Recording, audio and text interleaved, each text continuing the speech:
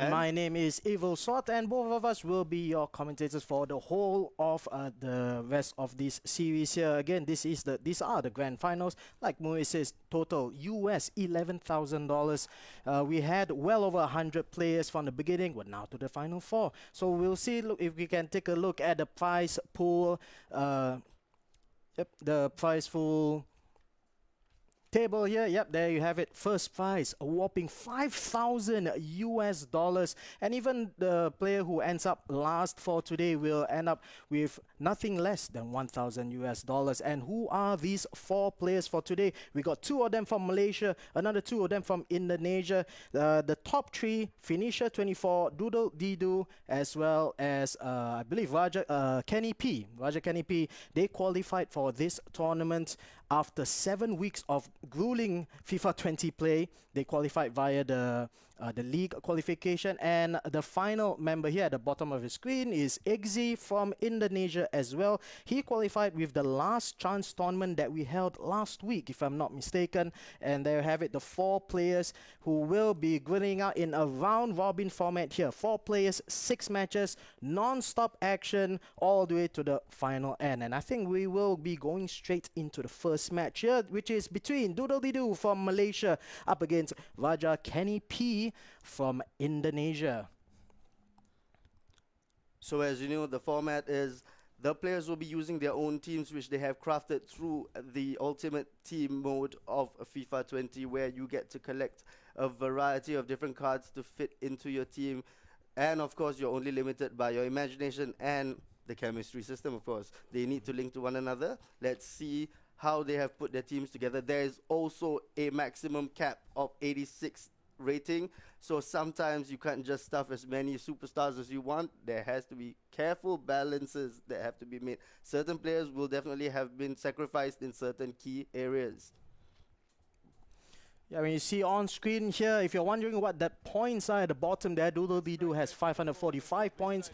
And Kenny P has 535. Those were the qualification points, as I mentioned earlier on. 7 weeks of play, and Doodle Didu ended up second in that league, with Kenny P just behind me at 535. And it seems that the match is underway right now. We'll go straight to the field here as we go into the match. Playing from left to right in the Chelsea attire, Chelsea home kit, it's Kenny P from Indonesia up against Doodle Didu from Malaysia, playing from right to left in the home all-white Real Madrid kit, if I'm not mistaken here. And we'll kick things off with Kenny P on possession. I understand he's playing a 4-4-2 formation here. On the right is Daniel James.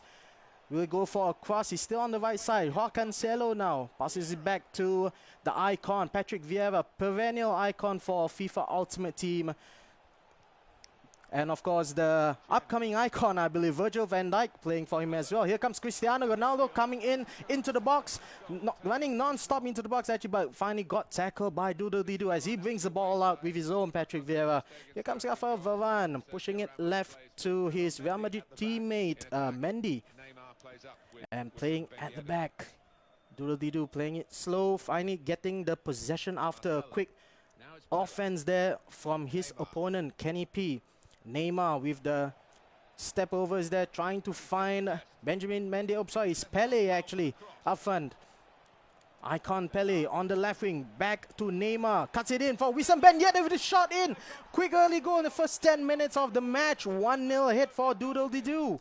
Fantastic work there. As you can see, Wissam Ben Yedder with his 5-star weak foot, he is unstoppable. He's so quick, so fast, and absolutely lethal. That's why he's one of the favorite players of many players of FIFA Ultimate Team.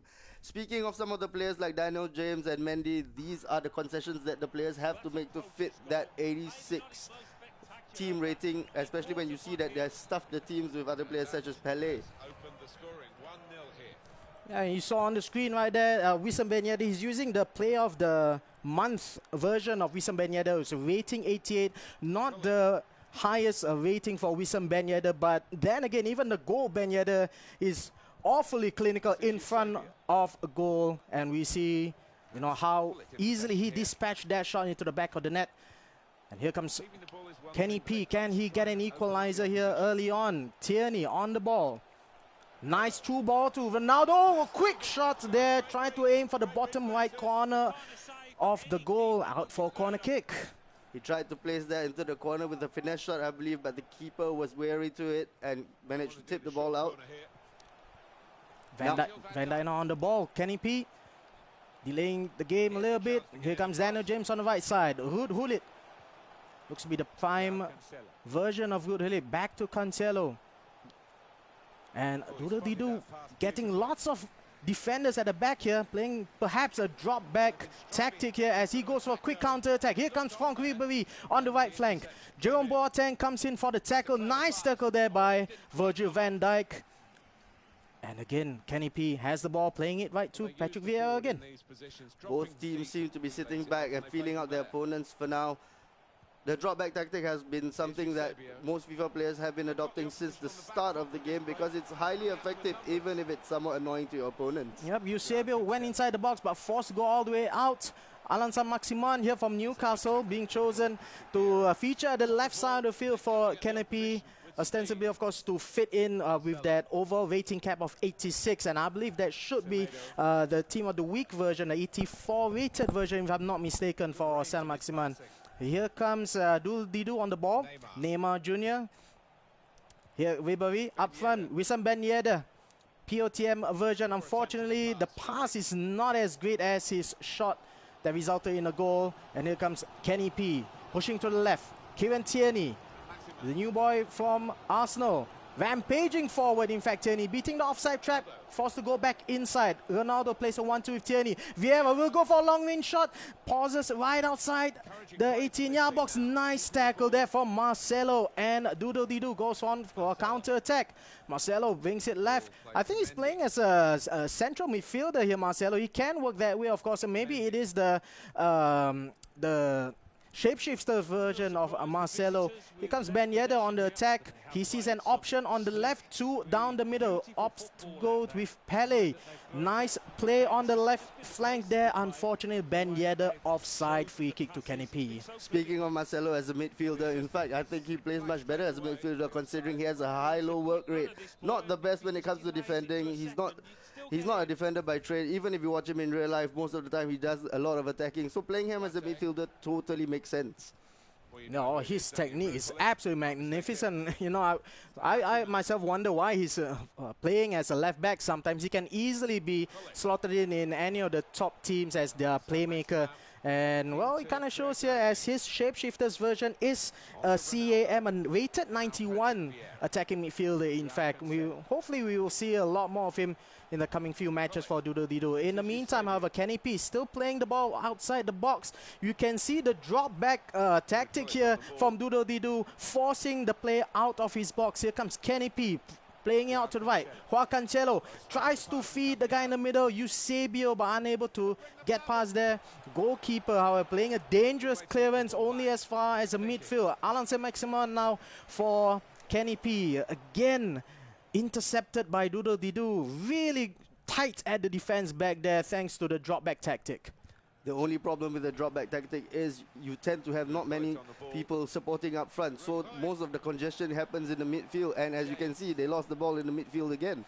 Yeah, here comes Eusebio finding some space on the right side. Goes for a pass looking for Ruud Gullit. Unfortunately, the keeper there, Ter Stegen, Marc-Andre Ter Stegen, is able to intercept the ball. Catches it gratefully in his hands as Doodle Dee, who has the lead. He has the ball right now. Let's see what he can do with it. Now just a medal going all the way to the left-hand side for Benjamin Mendy. Here comes...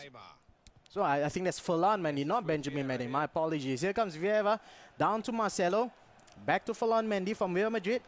Plays it forward. Pele on the left flank. Does he have options inside the box? There's three inside the box right now. Goes for a short pass. Neymar cuts it back in. Back out again. Nice skill moves there. A little bit too much, however, as a tackle goes in by Kenny P. And off he goes for a counter attack. There was so much of the ball hogging inside of the box. Unfortunately, I think he should have just taken a shot. Speaking back to Ferland Mendy has been an absolute favorite of many players. In fact, he was so extremely overpriced when the game started. I think it was 20,000 coins for someone who wasn't rated so highly. The thing is, many people favor the fact that he has 5-star weak foot. He can play on the right. You can shift him on the left. Both both are perfectly fine considering how he's 5-star weak foot and he's an absolute tank. His physicals are amazing. So even though he's rated pretty low, people still tend to use him. Oh, and the Real Madrid link is easy as well. Oh, obviously, yeah, with Varane centre back as well as Marcelo at CDM, left CDM, if I'm not mistaken. Yeah, the links are definitely there. Ferland Mendy, if this was the rated 80, oh no, I just saw it was the rated 85 Footmas Ferland Mendy, however. Footmas, Yeah, so well, even then there was an SBC, it was a squad building challenge reward, and man, 311,000 coins in order to complete that SBC, which shows the popularity and the meta-ness of Ferland Mendy's card, and it's rating 85. I think that's putting it mildly. I think it's pretty underrated on the field. However, really excellent, like what Muiz said, all his strengths. Anyway, the second half of this match here between Kenny P as well as Doodle Didu has started here. Kenny P is on the ball. He's playing from right to left in the all blue attire. And his opponent, Doodle Didu from Malaysia, who has the lead, is on defense right now, playing from left to right in the all white attire. The nice through ball there, unfortunately not finding the target, Hulit, inside that box as Doodle Didu goes out for a counter attack. It's absolutely fascinating to see how they've slotted in these various players which, change up things, such as Ribery. Is not someone you'd normally think that would be in the team, but there is a 91 version of Ribery, his shapeshifter, which is absolutely fantastic. But having these players which normally don't feature in these teams makes this kind of unique and interesting. So that's exactly why EA have implemented the ratings cap. And as you can see, not every team would be samey otherwise. Exactly. Here comes Ben Yedder looking forward to Pele. Finds himself in the middle of the area. Ben Yedder goes for a shot, and yes, in Ben Yedder. Wissam Ben Yedder. Rating 88 POTM version scores his second goal of the match. It's 2-0 for the Malaysian Doodle Didu. He's absolutely devastating. Second time he does it, he just turns his defender. It doesn't matter if you turn him on the left, doesn't matter if you turn him on the right. Both feet are absolutely deadly. That's 5 stars. 5 stars indeed. Wissam Ben Yedder, only thing about him is he's kind of small. He used to have really bad stamina as well, so players just tend to play him as stay forward. But if he stays forward, he gets the ball, he gets it on the turn, he can place it into the top corners, top bins, no problem, anytime. Yeah, 4-star skill moves, 5-star weak foot. He's really a pesky player there. He's being deployed as a lone striker, but look at the trio of players supporting him at the back. Pele on the left, Neymar in the middle, Eusebio on the right. Honestly, any one of the top 4 can just shoot and score. They're all so clinical finishers here, and it shows in the scoreline. 2-0 ahead for Doodle Didu. Doodle Didu has actually been playing decently so far, but I think that the passing in general has been a bit bad for both teams. They're giving away too much. If they held on to... What Doodle Didu needs to do right now is he needs to hold on to the ball because he already has the lead. He just needs to play this one out. And this is where the tactic of stay back, overload ball side will come into play. One thing that we must say is overload ball side has been nerfed recently by EA. So let's see if anyone still falls back to type and goes with what they know. Because at this moment, most players will just go back to drop back, one depth, overload ball side. And of course, with the latest patch that was just released a few days ago, players using overload ball side will have a greater reduction of stamina the longer that a tactic is activated. We do see a change in formation from Kenny P here, switching to a 4-1-2-1-2 or 4-4-2 diamond. I'm not so sure whether he has made any substitutions. Perhaps I did miss a couple of substitutions there, but it is Vieira who's going to be playing as the defensive midfielder anchorman here for Kenny P. Here comes Alan San Maximan, however. Eusebio loses the ball, gets it back here. San Maximan on the left tries to drag it back, but too many defenders ahead there. Ribery helping out with the defense. Semedo brings it forward. Here comes Ribery on the right flank. Neymar, the attacking midfielder, links it up with Ben Yedder. Possibly a 1-2. Here comes Pele. Neymar Jr. here on the right. Tries to feed Ribery. Unfortunately for Doodle, Kenny P was there with the defensive act there with Quintania. Here comes on the attack. Daniel James on the right flank. Can he find anyone? He's being isolated now. No less than 3 defenders defenders on him. Finds Ronaldo. Can he go for a tackle? Nice tackle there by Semedo, in fact, from Doodle. And Ribery kicks the ball away. Speaking back to when you said it was playing 4-1-2-1-2, 4-1-2-1-2 makes a lot of sense because most of the time the concessions are being made left back, right back, and on the wings. All you need on the wings are pretty fast players as well as your fullbacks. So playing through the center, where most of your strong players are, would make absolute sense. And there we see, I believe that's Virgil van Dijk giving away a free kick. Free kicks are hard this year, but there are Really a lot of hard. options, yeah. Yeah, with the revamp of the free kick system here in FIFA 20, it's a lot more difficult to score goals. And here comes a layoff to Ronaldo on his left foot. Feeds Daniel James on the left. Will go for a pass. Well blocked out there. Saint-Maximin to Ronaldo, goes for a snapshot there, out for a corner kick. That was a mistake, I think. I think Saint-Maximin should have taken the shot right there. A near post header there by Ronaldo. Unfortunately, goes well wide of the target. Still 2-0 for Doodle. As the time ticks down, Doodle seems to be in trouble. 20 minutes left plus extra time. Can he pull it back too? He needs one, and he needs one quick. Otherwise, this game is about to run away from him completely. Yeah, there was a mistake there by Doodle. Here comes Ronaldo for Kenny P. Back to Vieira. Back to Ronaldo for a close range shot here. Well blocked by the defender. The goalkeeper, however, in 6s and 7s, and has to be kicked out for a corner kick by, I believe that was not just Nelson Semedo, if I'm not mistaken. We see a pause here and perhaps a change in personnel. We're not so sure, but he's looking to be playing a little bit more defensively, Doodle. He's trying to play wide. He's trying to cover the angles from out wide.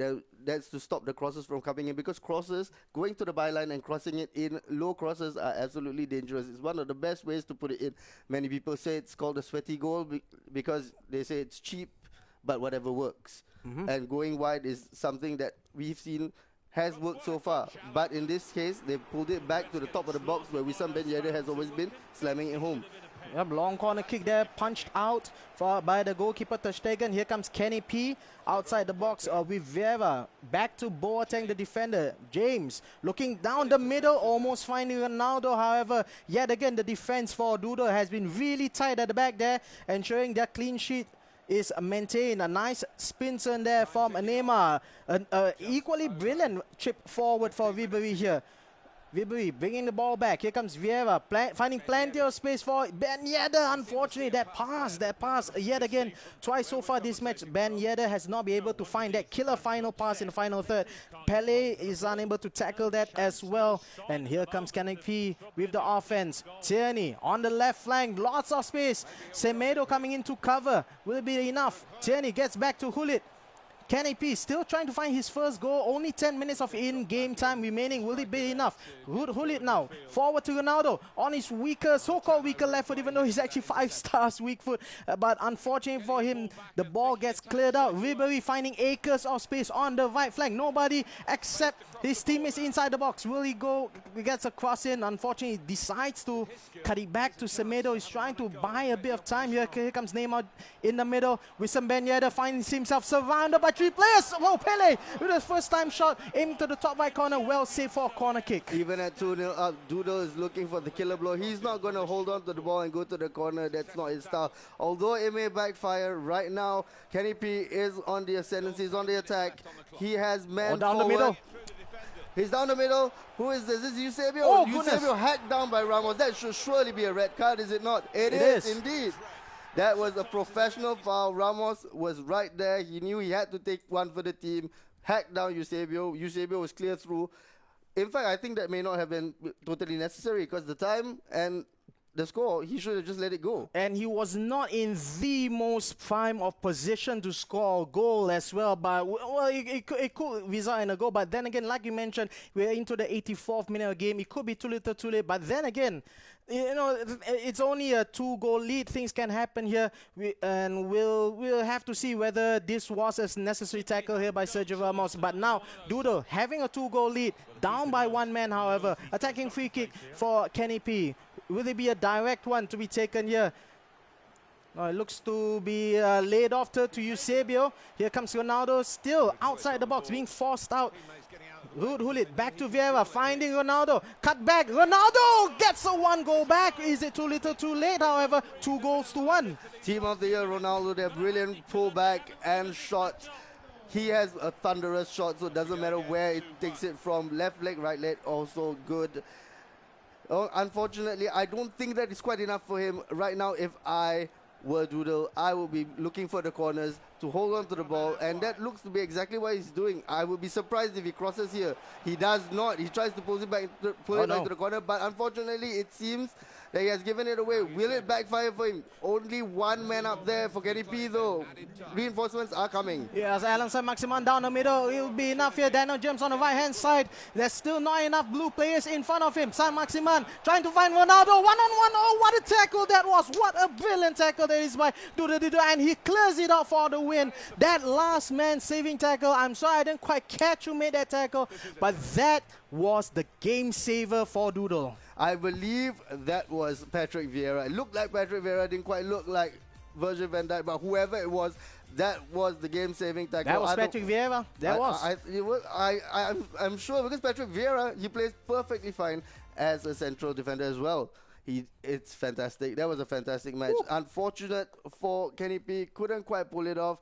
He came so close. Had he pulled off that last second winner, oh my goodness, I think it would have broken the heart of Doodle Didu, considering the fact that he gave the ball away needlessly on the right side while attacking. Well, that's the nature of football, of course. You know, one decision could totally change a game. 2-0, we've seen many times where 2-0 deficit was overcome, you know, within like 5 minutes of the match. It's been done before. We've seen it before. So that was a really close one for Doodle. But in the end, what matters, of course, is the final result. Doodle Didu goes ahead in the lead here after that 2-1 final scoreline against Kenny P. We are going to go straight to the next match, if I'm not mistaken. Here it is between Phoenicia 24 from Malaysia up against Exi from Indonesia.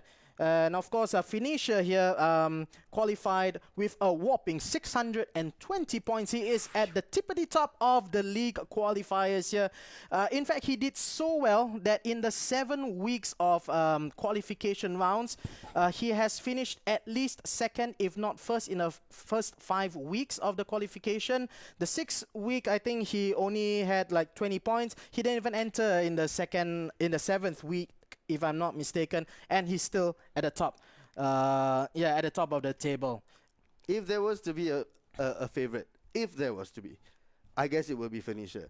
If there was an underdog, it would be Exi. It will be. Because Exi came in at the very last minute. He won a tournament to get here. He didn't qualify through the 7 weeks. He is the Rocky Balboa story right now. He comes in at the last minute. Can he win it all? If he does, it will be amazing. But the first thing that he has to overcome is Phoenicia, and Phoenicia is the Titan right now. His score is immense. He looks to be the clear favorite. So let's see, the big dog versus the underdog. Let's see what happens. Yep, here we go. So it is Phoenicia up against Exi, and it looks to be... I'm not so sure which is which, but I believe Phoenicia is on the ball now, playing from left to right, and Exi is playing as a white and blue team, playing from right to left. So I'm not particularly sure what jersey the white and blue team is, but I don't think that particularly matters. Black versus white. Currently Neymar on the ball, showing off all his skills. He has Neymar and Messi on that side. Wissam Ben Yedder as well. Wiggles his way around, turns around. Wissam Ben Yedder again for the second game in a row. We see him somehow wiggling his way through. His tiny frame gets a clear shot. He takes it this time with his left foot, and he slams it home.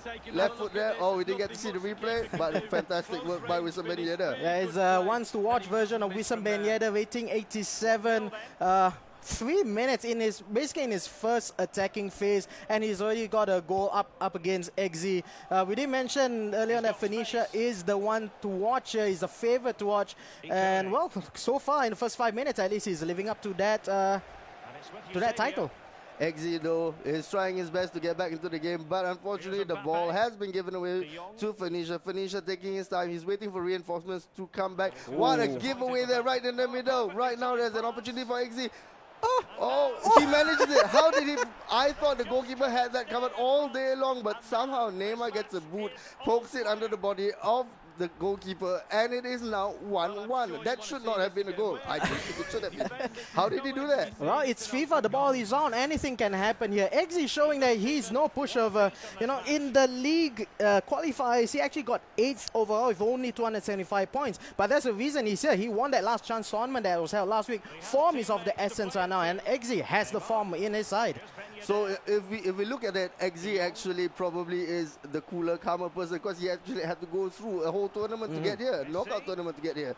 So maybe that plays to his advantage, and he's fresh as well because, as we said, Phoenicia basically blew off the last game of the 7-week qualifiers because he knew he was already in. Is that arrogance, however, from Phoenicia? We'll have to see, because remember, Phoenicia in the first 5 weeks, he has finished no further than 2nd place. He's always finished 2nd, if not 1st. So is that a bit of arrogance here? We shall see. He is, of course, Phoenicia is playing in the black team. Had an early lead, squandered, and now his honors even in this match. It's only the first 15 minutes, and so much attacking we've seen already in this game. Or it could possibly just be confidence right now, but his confidence is being tested right now by Eggsy. Eggsy with the ball still. He has Vieira on the ball. Ikone is an unusual player, but he is a speed merchant through and through. He's an incredibly fast League Earn striker. But the ball given away again, unfortunately, to Phoenicia by Eggsy. Phoenicia has a more calm style, as it seems, but is it too calm? He's not making much progress. Most of his players are staying back too far. He should trigger a few more runs forward. Right now, the ball is with Nelson Semedo, but bad pass there given away. Just as I said, he gets it back from another bad pass by Eggsy. Turning around, Vieira controlling the midfield as he always does. Neymar. His wing play looks to be very good for Phoenicia because all his star players are wide men. Messi, Neymar, Messi with the ball holding on. Semedo through the middle. Is it a killer pass? No, taken away there. The ball is now free. Eggsy once again goes on the attack. One thing to note here, Eggsy is not defending using that drop back defensive structure here that we saw earlier on with Kenny P. With Doodle actually, and he's actually doing not that bad actually in this game so far. It's a difficult tactic to pull off. It takes a whole lot of cojones and a lot of confidence to pull that off because your players, as you can see, his players are pretty far up. And he has players like, is that David Luiz, I think? Yep, it is. It is David Luiz. David Luiz doesn't have the best work rates for a defender. He tends to push up quite a lot. So maybe that is playing right into his style. He wants to win the ball up high and start counters quickly. As you can always see when he gets the ball, the way he progresses forward is at speed. Wissam Ben Yedder here, trying to find Neymar on the side. Neymar seems to be giving the ball away quite a lot in this match, saying that Nelson Semedo bails him out. Ben Yedder turns around, great pass. Mbappe, can he find Ben Yedder or will he go alone? He tries to pull it around.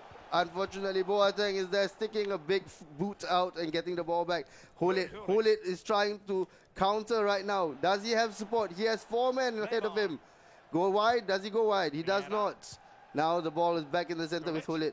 Hulit controlling the ball, going down the left. Tierney is a favorite of many, it seems, this time around. Eusebio. Here's another one. So is Daniel James. Daniel James takes the shot. He's another favorite right there. Yeah, Future Stars, of course, was a really great promo for FIFA 20. And oh my goodness, here, that's almost went in. That's a nice combination there between Patrick Vieira and Ruud Gullit. You did mention Ikone earlier on. Now, gold Ikone is at 78, but he does have a Future Stars version rated 87. I'm really interested to see how these players try to fit their players within the 86 rating cap, because a lot of these players are above rating 86. So, some of them have to be the gold version of the players. We're not so sure exactly who quite yet, however. There is a trick to it, of course, benching 75 rated Vaughn's bench. Oh my goodness. Oh my goodness, what a counter attack now. Eusebio's all alone. He slows down, but he manages to slam it left-footed into the top corner. Again, Eusebio, deadly small man. The deadly small men are the ones that are currently ruling the roost. Ben Yedder and Eusebio. Eusebio is a perennial favorite. I personally have him. I personally love him.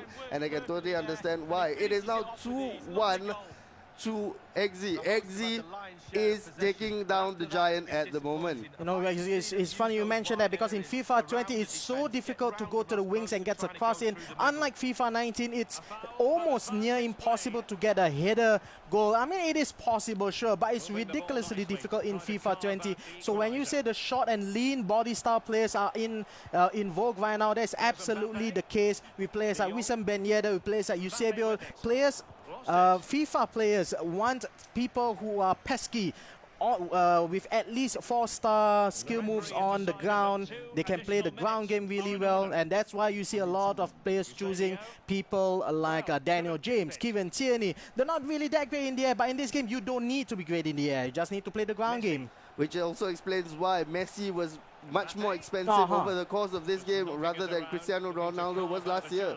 Cristiano Ronaldo is clearly the better physical specimen. He's much better at heading, but if heading as a meta is not there, not viable, why use him? He doesn't have the quickness, the fleetness of foot.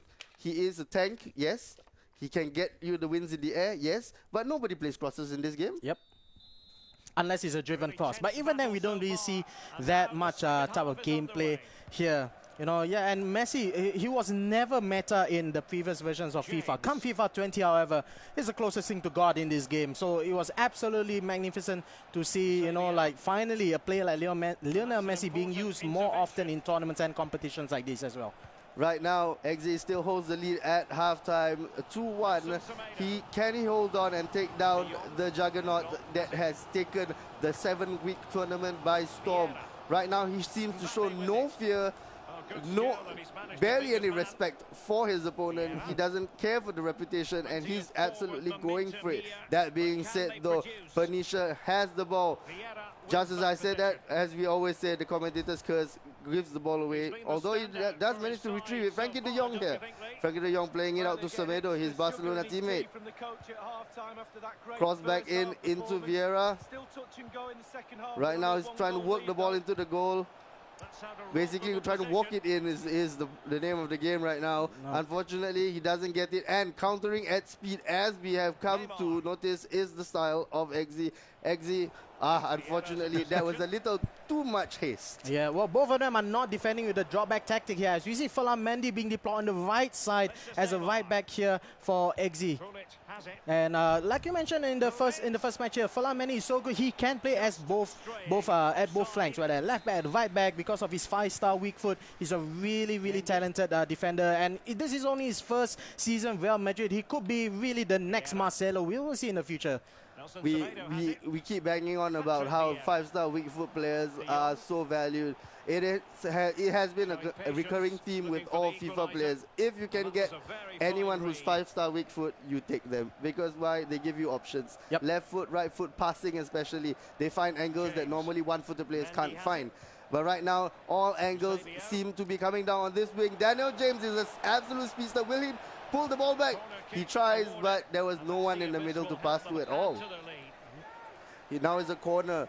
Corner for XZ. XZ throws it in. Oh, David Luiz is someone you would expect to win a header, but it seems to have come off his chest and out for a goal kick. Yeah, it's really interesting to see all these corner kicks being taken long. We just mentioned a few moments ago how difficult it is to score using a headers. I would expect to see a lot more short corners from these players, but somehow they see that taking a long corner is an option, is a more viable option. We'll see if they are able to score more from here. Here comes Ikone again. So I did mention earlier on that there's only one special card for Ikone, and yet again it is the Future Stars version. Not the best Future Star card you'll ever see in the whole promotion, but again, 5-star weak foot. Oh, what a shot, what a goal there. Lionel Messi, we just talked about him, and this is the reason why he is so good in FIFA 20. His reactions on his card, doesn't matter whether it's base, doesn't matter if it's any of his special cards, his reaction speed is absolutely insane.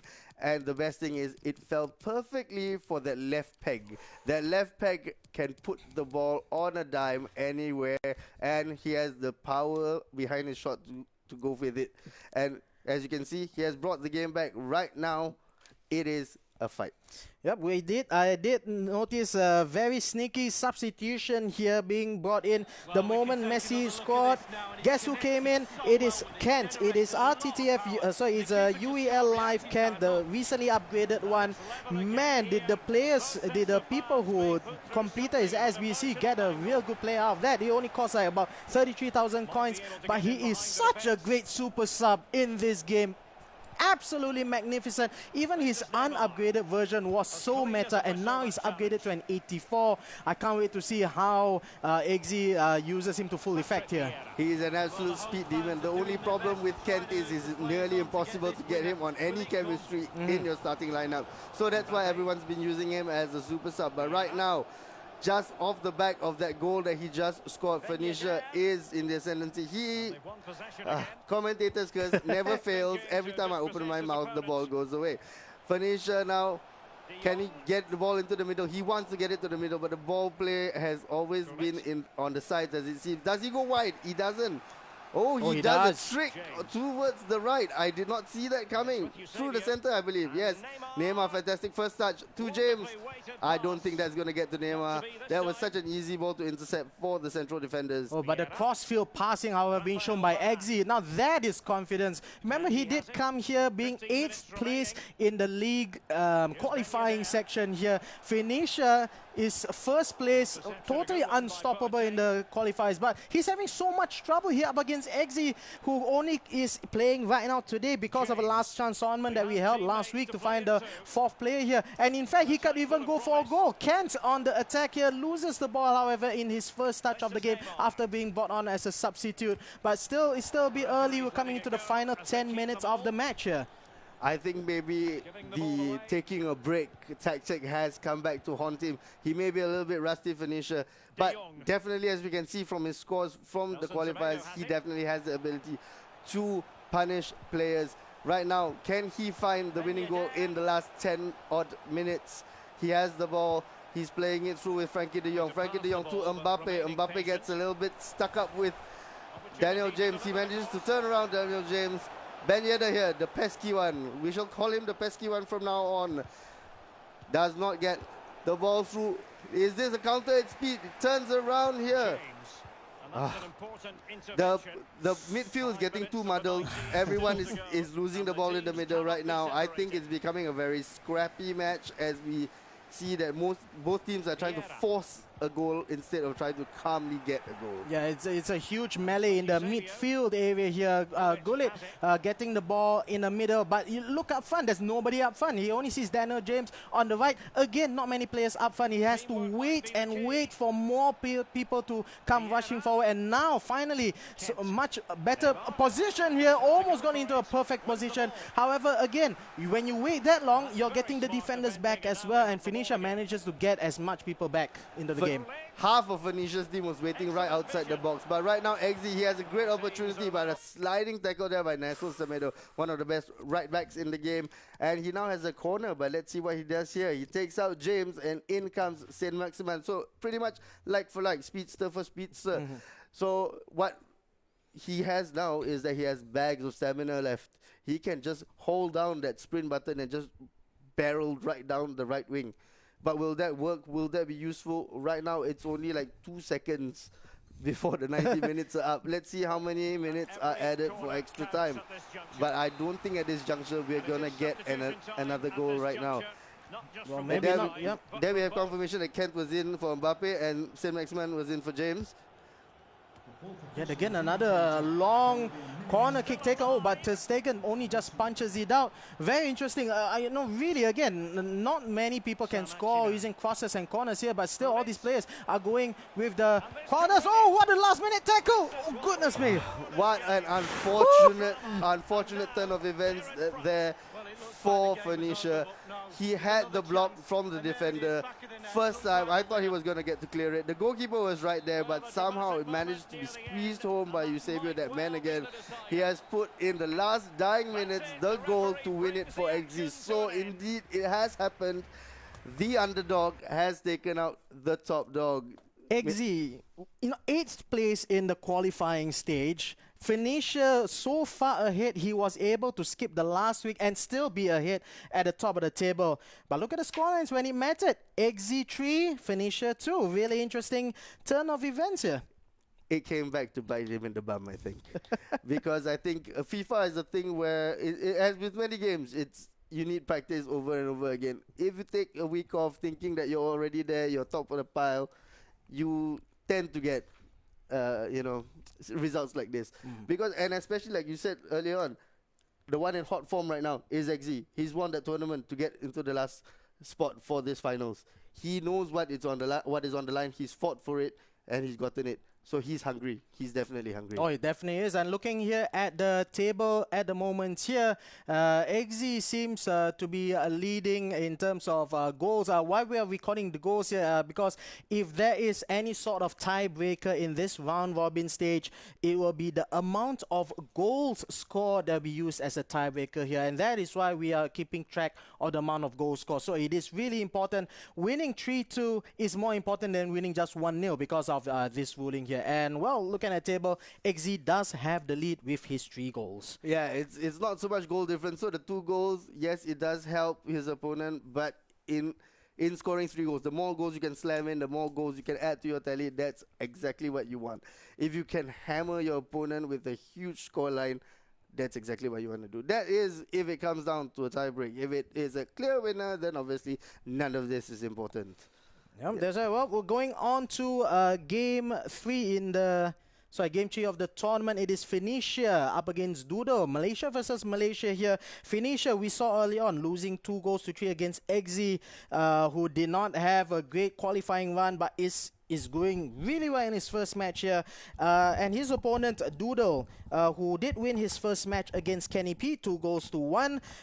What do you think we'll be seeing here? I think Phoenicia will definitely need to rethink his tactics if he's not able to even get over somebody who barely had like 250 points in the qualifying stages. All I can say is that if that didn't wake Phoenicia up and that didn't ignite the hunger in his belly, nothing will. He knows that he was here, he was the clear favorite, but having been stung in his first match and now up against his fellow countrymen, I think he definitely wants to go early, get a goal, and he wants to make a statement right now. So if I were him, I'd be going gung-ho all-out attack. But again, if you let it get too much into your head, that might cause a problem as well, because too much of an attack and you're just liable to get attacked back. And counter-attacks in this game, if you play them right, are absolutely deadly. We saw Eusebio on a lightning quick counter-attack scoring just now. Yeah. Yep. Oh, that must have been, that last goal by Eusebio, however, that must have been a dagger through the heart of Phoenicia. In the 92nd minute, if I'm not mistaken, pretty much almost virtually the last kick of the game. He actually got the block off initially, but the reactions from Eusebio, prime Eusebio, if I'm not mistaken, were just buried into the back of the net.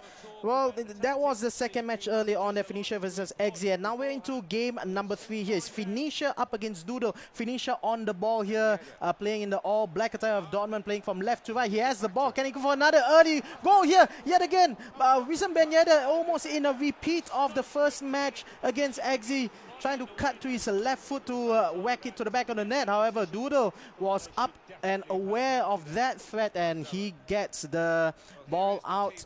Of course, Doodle did win the first match early on against Kenny P. He has the ball now. He's in white, playing from right to left. Unfortunately, as you can see, the lineup scrolling there is a common problem we see in FIFA where the players' names become undefined. We will try our best to call from the looks of the players, which is going to be extremely difficult. But right now, it is Doodle Didu in white who has the ball, and oh my goodness. Was that Socrates there? I'm not so sure who that is. In fact, Marcelo. No, it was Marcelo playing as the CDM. It is going to be an epically difficult match to call without the names being there. Right now, all we know is that Phoenicia is on the attack. Phoenicia almost telegraphed his first attack. It is the same attack he used previously. I think maybe that is his go-to attack at the start, but luckily, Doodle-Dee-Doo was awake and live to it, and he managed to stop it. Well, here comes Phoenicia on the attack. Frankie de Jong, it should be here. I'm just trying to run off the via my memory of the previous matches. Neymar in the middle, well blocked out by Marcelo for Doodle as he goes on for the attack, being brought to the right flank. Here comes Semedo, if I'm not mistaken. Here again, it is very difficult to cast this match when you have no idea who the players are because there's no indication right now on the screen. On the left here, I have no idea. Ferland Mendy brings it forward, and I think it's Pele because Doodle-Dee-Doo did play Pele on the left flank in the previous match, and I don't think either of these two teams really changed the starting lineups all that much. Here comes Wissam Ben Yedder up front here, well tackled by the defense for Phoenicia as he aims and looks forward. Vieira, I believe that's on the left flanks. Oh, or is it Mbappe? I think it is Mbappe. On the right is Neymar for Phoenicia. Well hounded out there by Ferland Mendy. And Pele comes back to help in defense as well. Nice flick over there, but Marcelo equally technical in defense as well as offense as he gets the interception off for Doodle. After like about 20 minutes or so in-game play, still honors even here in this game. Yeah. Right now, what I can observe from Phoenicia is that he's heavily reliant on that Neymar side together with Mendy, I believe. Nelson Semedo. He likes to play down and try to get open gaps with Neymar, because I think Neymar with the 5-star skills, he can manage to eke out a little bit of space for the cross in, the low-driven cross in. But right now, as it stands, most of the gameplay is through the midfield. The midfield is not giving an inch for both teams. Nobody has gotten a clear shot apart from that Wissam Ben Yedder shot. Here comes Ben Yedder from Doodle-Dee-Doo, forced to go outside of the box here by the defender. Can he cut back in to find Pele on the left wing? Is unable to do so. Hastily cleared out by Phoenicia. He goes on for a counter attack. What a tackle that was from Sergio Ramos. Remember the first match he was red carded for that professional last man foul there, but absolute tank in defense at centre back there for Doodle-Dee-Doo. Forward now, Marcelo lays it to his right side to Vieira. Looking forward, there's only one option. Here comes Neymar in the middle here. Pele, as we get the names back on the screen right now. Pele on the left wing, hounded by no less than 2 defenders, up against Patrick Vieira, who absolutely was splendid in tracking back Pele, one of the history's best players in the game here. Frankie de Jong right now for Phoenicia. Mbappe finding the ball really deep. He needs to move forward to help with the attack here. Long Blanc, however, with the off-balance pass up in the air. Luckily for him, his teammates manages to keep the ball in play. Here comes De Jong in the middle. I believe that should be Team of the Year, De Jong, if I'm not mistaken. Because, well, he hasn't really gotten much of special cards in his favor this season so far. Lionel Messi, however, with lots and lots of special cards in his name, but you don't need a special card of Messi to do well in this game. Even the base gold card will be enough. As here comes Doodle-Dee-Doo getting the ball away on the left flank. Ferland Mendy looking forward to Marcelo. Ben Yedder being assisted up front. Nice sidestep there. Drag, roll the ball to his left. Marcelo again. The dribbling is nice, but the passing not as cute. Neymar up off in front. Will he go for a shot? Goes for a fake shot to get inside the box. However, it is well defended. I can't say the same for Mbappe, however. Marcelo in the middle. Looking left. Here comes Ferland Mendy. High pressure here from Phoenicia, who's also utilizing the drop back function. Look at the amount of players behind the ball in defense for Phoenicia. However, well, that tactic did not work in the first match. Considered 3 goals, but it is working so far in this game here, coming into halftime, and still 0-0 for both of these players. It seems that unfortunately both players are very tepid, very tentative, very cautious when it comes to the gameplay. Nothing much has been developing so far, other than, like I said again, the Wissam Ben Yedder shot early on. Right now, again, he goes with his go-to tactic, Phoenicia, going to Neymar, finding Neymar. He seems to really favor Neymar on that side. But the ball again is given away in the midfield. This has been a war of attrition, mostly in the midfield area. Yep, coming into injury time here in the first match. Lots of build-up, but not so much in the inside the box itself in terms of final chances here. Doodle has quite the lion's share of possession, but again, finding it so difficult to break down the defenses. Gets inside the box, however, yet again, Rafael Varane with the crucial interception inside the box. Still 0-0 after one half of this game. The stats that will come up soon will tell the whole story. Basically, nothing much has happened on either end. Everything has happened in the middle.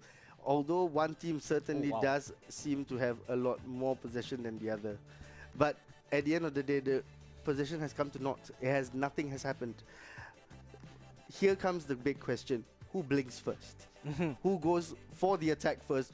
Who wants to go and get that killer blow of the first goal? And I think whoever scores first in this game, mark my words, I think they will go on to win it. That could definitely be a possibility here in this match as we go into the second half of this really tight matchup between the two Malaysians who are left remaining in this tournament, the grand finals here. It's Phoenicia up against Doodle. Doodle on the ball has had 60% of the possession, but no shots at all to his name. Here comes Marcelo trying to move the ball forward to Wissam Ben Yedder.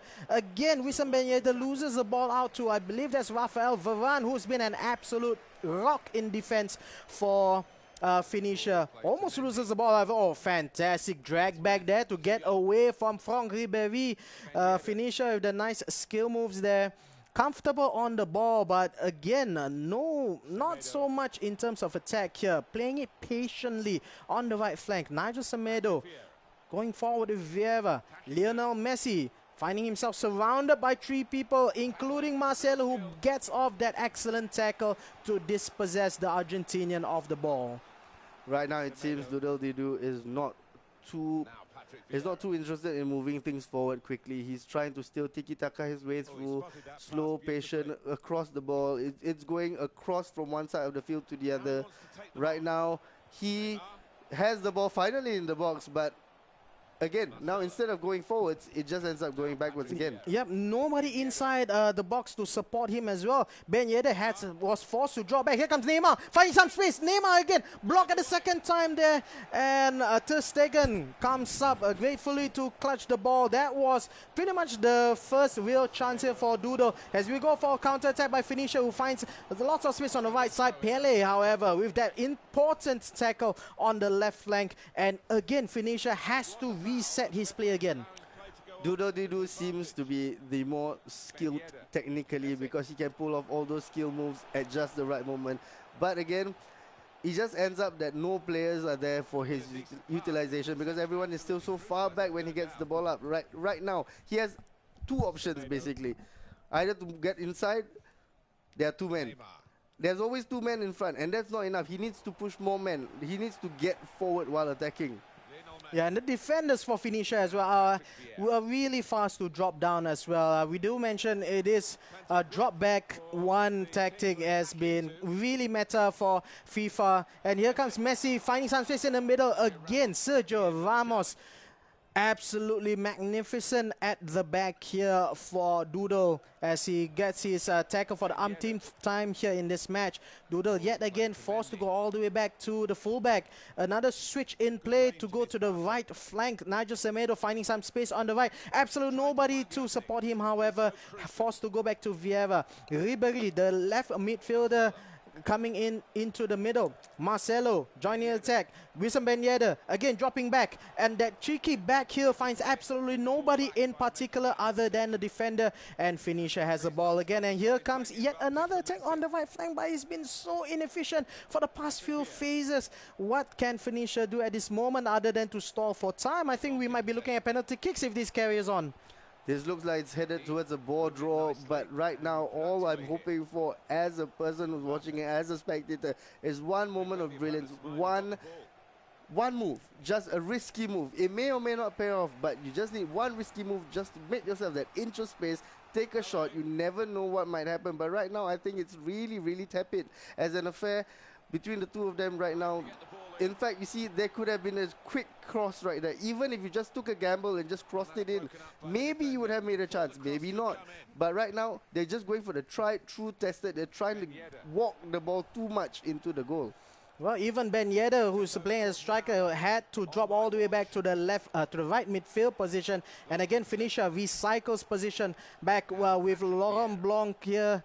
Oh, what a tackle there is. Wissam Ben Yedder is a 2-on-2. What a tackle by Laurent Blanc to nullify that threat right there. That could have been an easy goal scoring opportunity here from the white team. But here comes Wissam Ben Yedder trying to force the ball right down the middle, trying to look for Lionel Messi. That's not going to happen when you have players, when you have defenders such as Sergio Ramos playing for Doodle, who's playing, in the form of his life on the right flank. Franck Ribéry pretty much ineffective the whole of this game so far. Vieira back to Marcelo. Pelé cutting in deep with the heel-to-heel flick, unable to fool the defender in front of him. I believe that was Patrick Vieira. Again, 82nd minute, attack on the right flank for Finisher. He really likes that flank, but is not making good use of it so far.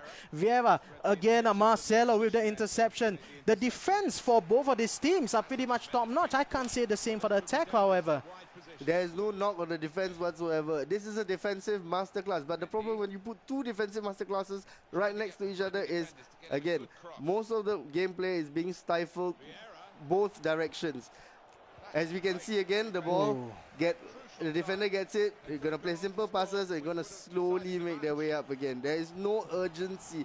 No one is taking that risk at the moment. And we're left with less than 5 minutes. Right now, Phoenicia has the ball. Phoenicia, do something. The moment I say that, he loses the ball. 88 minutes of the game has elapsed so far. We've plenty of space up front. This might be an opportunity here in the final minutes of the game. And Ben Yedder loses the ball so easily there to the defense. Mbappe, however, he has lots of energy to burn. Cuts in the middle. Vieira cuts it back inside again. Passes it back. There's only 2 minutes of extra time remaining. Yet again, Patrick Vieira for Doodle gets the interception off. We're not going to see anything from here. Nah, it's too little too late. The regulation time is going to end with no goals whatsoever. Not even goals. I think there weren't any pretty much shots. Yeah, one shot on target in the entirety of the match goes in favor for Doodle. And that's about it. We're going into extra time. My goodness, the attacking for both of these two players. You got to take note, both of these two players are at the top of the qualification stage and they can't attack. the most great thing of everything is that the fact that the shot, the only shot of the game came in like the 3rd minute of the game. Everything else has been just ping pong, balls won, balls lost, balls won, balls lost. It just keeps going back and forth. The possession numbers for both teams are fantastic. They're holding on to the ball. Use the ball to do something, unfortunately. This is not the time to worry too much. If you lose, you lose. But you have to take that gamble and go for it.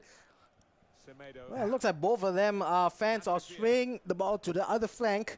But, well, it's one good thing to hold possession, but it's another thing to use it efficiently here. Yet another great tackle. I got to admit, the defense have been top-notch for both of these players here. Frankie de Jong sprays it to the left side for finisher. Here comes Mbappe with some space in front of him, trying to get past the defender. Again, taking too much time, and now all the white shirts are behind the ball in defense. Here comes de Jong with a drag back, looking forward. Lionel Messi cuts in inside to Wissam Ben Yedder. There goes for another shot, and that's why you need to shoot in this game. If you don't shoot, you don't score. Wissam Ben Yedder, the first goal in the game in early extra time. 1-0 hit for finisher. Fantastic. That's exactly it. You miss 100% of the shots you don't shoot.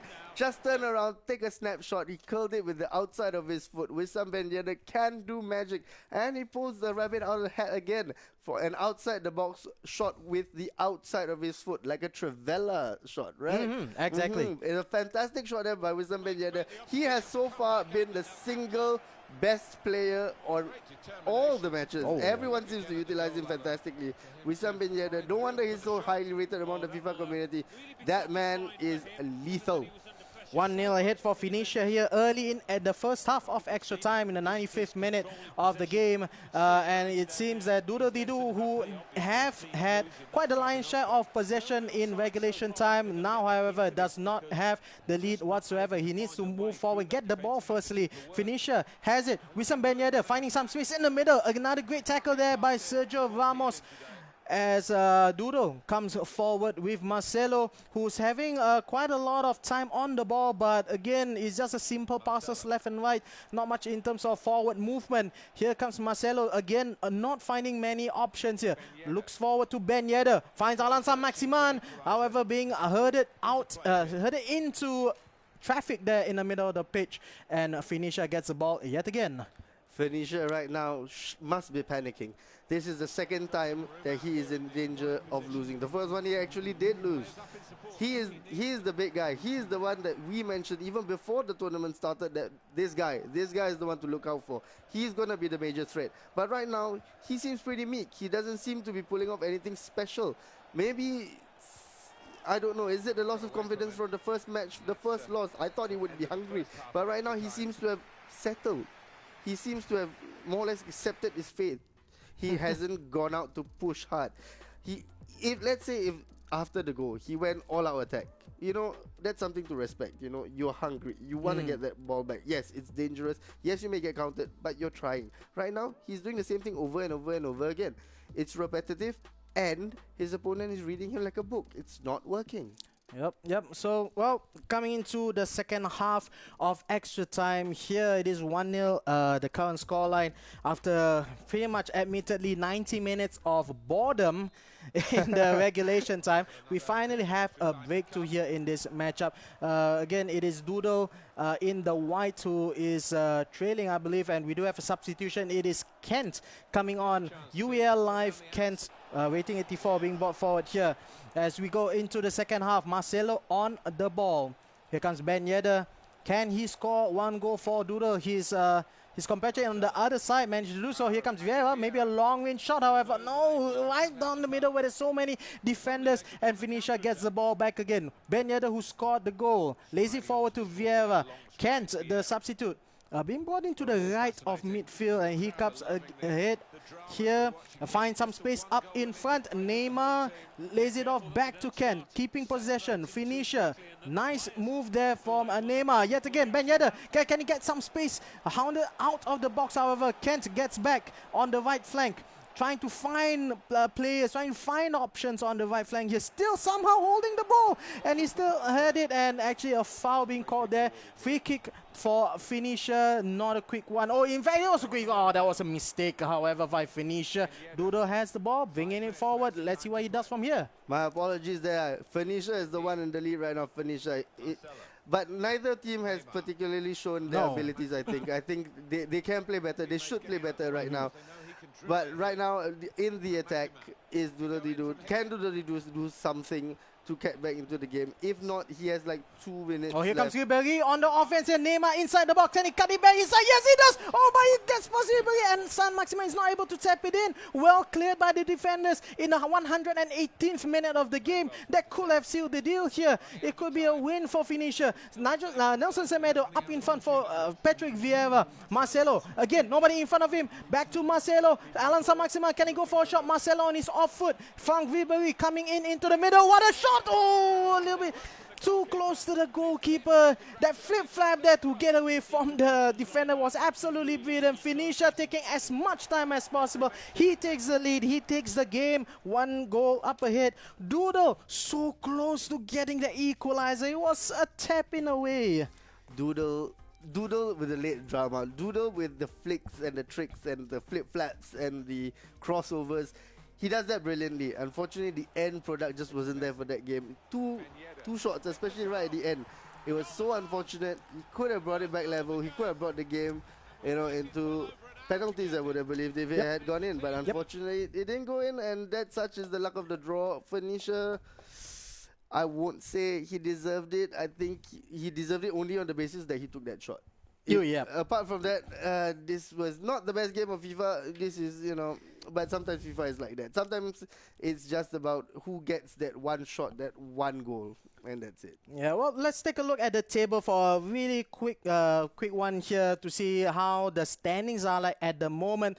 So do keep in mind here that XZ shares the lead with Finisher, having that 1 win. However, Finisher has played 2 matches so far. XZ has only 1. So these are the standings for now. And if you're wanting to see what these numbers are, they are the goals the number of goals scored by each of the players, because in this round robin tournament here, the grand finals, if in the event that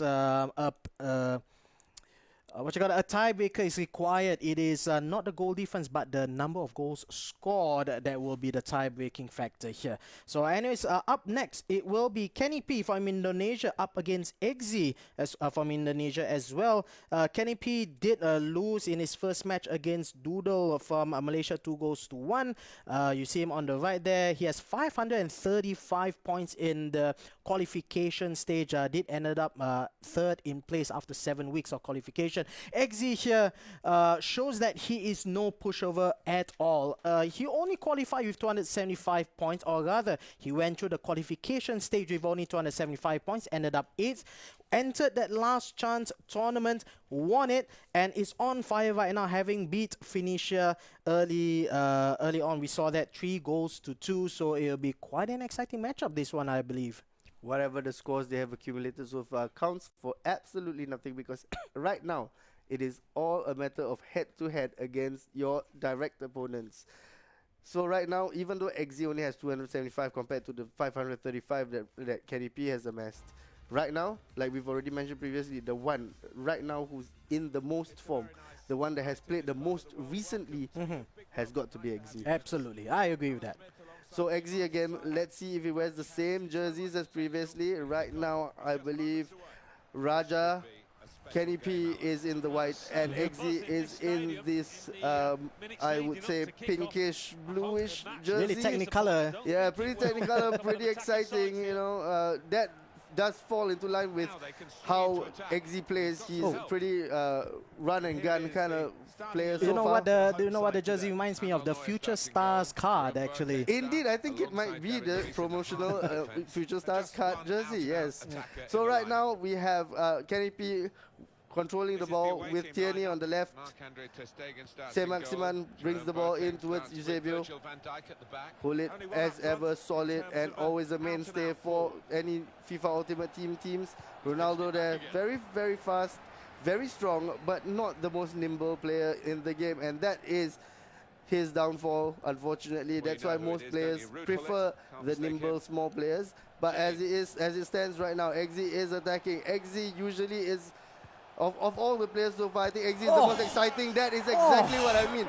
Look at that passing, quick one shot, one touch passing. Exi gets the ball into the goal, and it is Eusebio again utilizing that fantastic 5-star weak foot combination.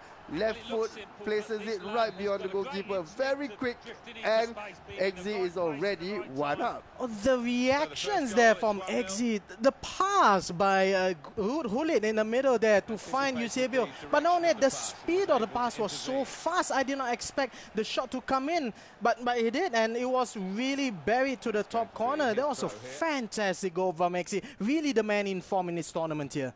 Exi definitely does not dilly-dally around. He knows what he wants and he goes out to get it, which is, to be perfectly fair, and I might sound biased, this is the most fun way that FIFA should be played. It should be attacking. Yes, I understand that defensive responsibilities are important, but there are times where you just want to see goals. And Exi definitely does deliver the goals. Although he might be on the end of one right now, he does manage to get it back. Ruud Hullet, he goes again for the very fast break. There is a winger right up front. Does he go down the wing to find it? Does not, gets dispossessed in the middle. Alan Saint-Maximin now.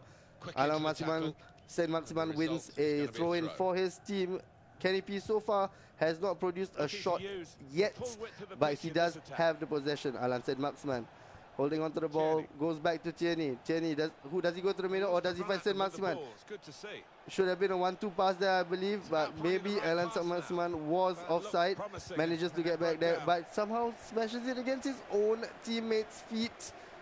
Tierney clears it away. Back to Kenny P. Can Kenny P do anything with the ball? Kenny P is forced to go backwards because he has no passing options. So far, nothing has been panning out for Kenny P. Yeah, it seems that, looking at the player choices here, Canopy has the ball. Oh, Ronaldo finds some space, cuts it back to his so-called stronger foot. I think he should have just shot from there, boys. I think from that angle, Ronaldo, with that shot power, that lethal left foot, 5-star left foot, he could have gotten an equalizer right there, but somehow he chose to drag it back. Yeah, he got past the defender, but then off-foot shot, or rather off-balance shot, is not going to be as accurate as the chance he had early on. Now is the time for XZ. XZ goes into attack mode again. Unfortunately, the ball gets back. And I do agree with your assessment. I think he should just have taken the shot. Yes, it would have been on his weaker left foot, but it would have been a snapshot. And I think that there would have been much less time for XZ to react and get his players into position. By dragging the ball back, yes, he creates a better position, but he's off balance. So an off balance shot, as you said, is not going to be quite as accurate. Right now, Canopy finding a way through. Again, he finds his man at the front. Unfortunately, nothing doing. Nothing so far. Hullet dominating the midfield together with his regular partner, Patrick Vieira. Fantastic ball there down to the wing to Daniel James. If only Daniel James had an inch more, he would have made a great, fantastic crossing opportunity. I need to commend XZ on his vision here, because the passing, look at the goal that we had early on. I didn't even see Eusebio in the frame of the goal here, but he passed direct straight to Eusebio's feet. And early on, that straight to the right flank for Daniel James, I think he's definitely making good use of the radar here. That's the only explanation I can think of. The vision shown by XZ shows that he's really not somebody to be pushed over here. XZ so far has shown the greatest variety of passing options. He has taken locked through balls. He has gone across the field, shot quick passes for like the ones for the goal. He has shown his variety of passing. So in terms of passing, XZ right now is putting on an absolute masterclass. He has gotten, so far the possession numbers are not in his favor particularly, but whatever he has had, he has used it pretty good. On the counter-attack more often than not. This is going to be a counter-attack. Ronaldo has the ball. He only has one man, but there are 5 defenders around him. Alan Saint-Maximin, he will not go down the wing, I think. See, that's the problem. It's very predictable. They try to keep going down through the middle. And I find it interesting, Alan Saint-Maximin, the 96 pace rating, yet not utilizing that acres of space on the wing here, using his passing. However, I think that if he's going to use the winger to just as a passing outlet, I think there are better choices than Alan Saint-Maximin. Definitely, there are better wingers who have better passing stats than Alan Saint-Maximin. Alan Saint-Maximin, the reason you would use him is because his pace. He's a pace merchant. 96 pace. Exactly. It's to blast down the wing. But right now, every time Alan Saint-Maximin gets the ball, he looks inside instead of going down, beating him down the wing. Unfortunately, that's exactly what I think should have been done. But he has his plans, and his plans don't seem to work, and they seem concentrated to be in the middle so far. And so far, XZ has done well in reading everything, but XZ is still in trouble right now. The ball is still in his penalty area. Does he clear it? I would have hoofed that one out. Well, that's one thing. Okay, so looking at the attack for Kenny P here, it seems like he's trying to pass the ball into goal here. I mean, he has players like Ronaldo, and his shot ball is just absolutely beastly. He also has Eusebio, who does have a a strong long-range shooting attribute as well, but he's trying to pass the ball into goal, he seems. And looking here, Neymar, look at Eusebio, look at that, outside the box, just shoot it in. That's what I meant. You don't need to pass the ball into the net early on. Kenny B was trying to do that between Ronaldo and Eusebio. This is exactly how you shoot Eusebio. Just you get an option, just take it. XZ putting on an absolutely beastly passing masterclass. The flick pass from Vieira, and then the quick 1-2, and then the snapshot into the corner. XZ, my goodness. Not only does he score goals, he scores some pretty ones as well.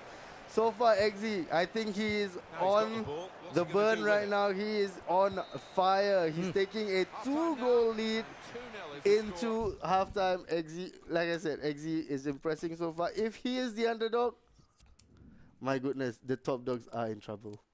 275 points. That's the amount of points that XZ had in the... Sorry, 245 points if I'm not mistaken. That's the amount of points he had in the qualification stage. After 7 weeks of play, he has less than half of the points that Finisher has.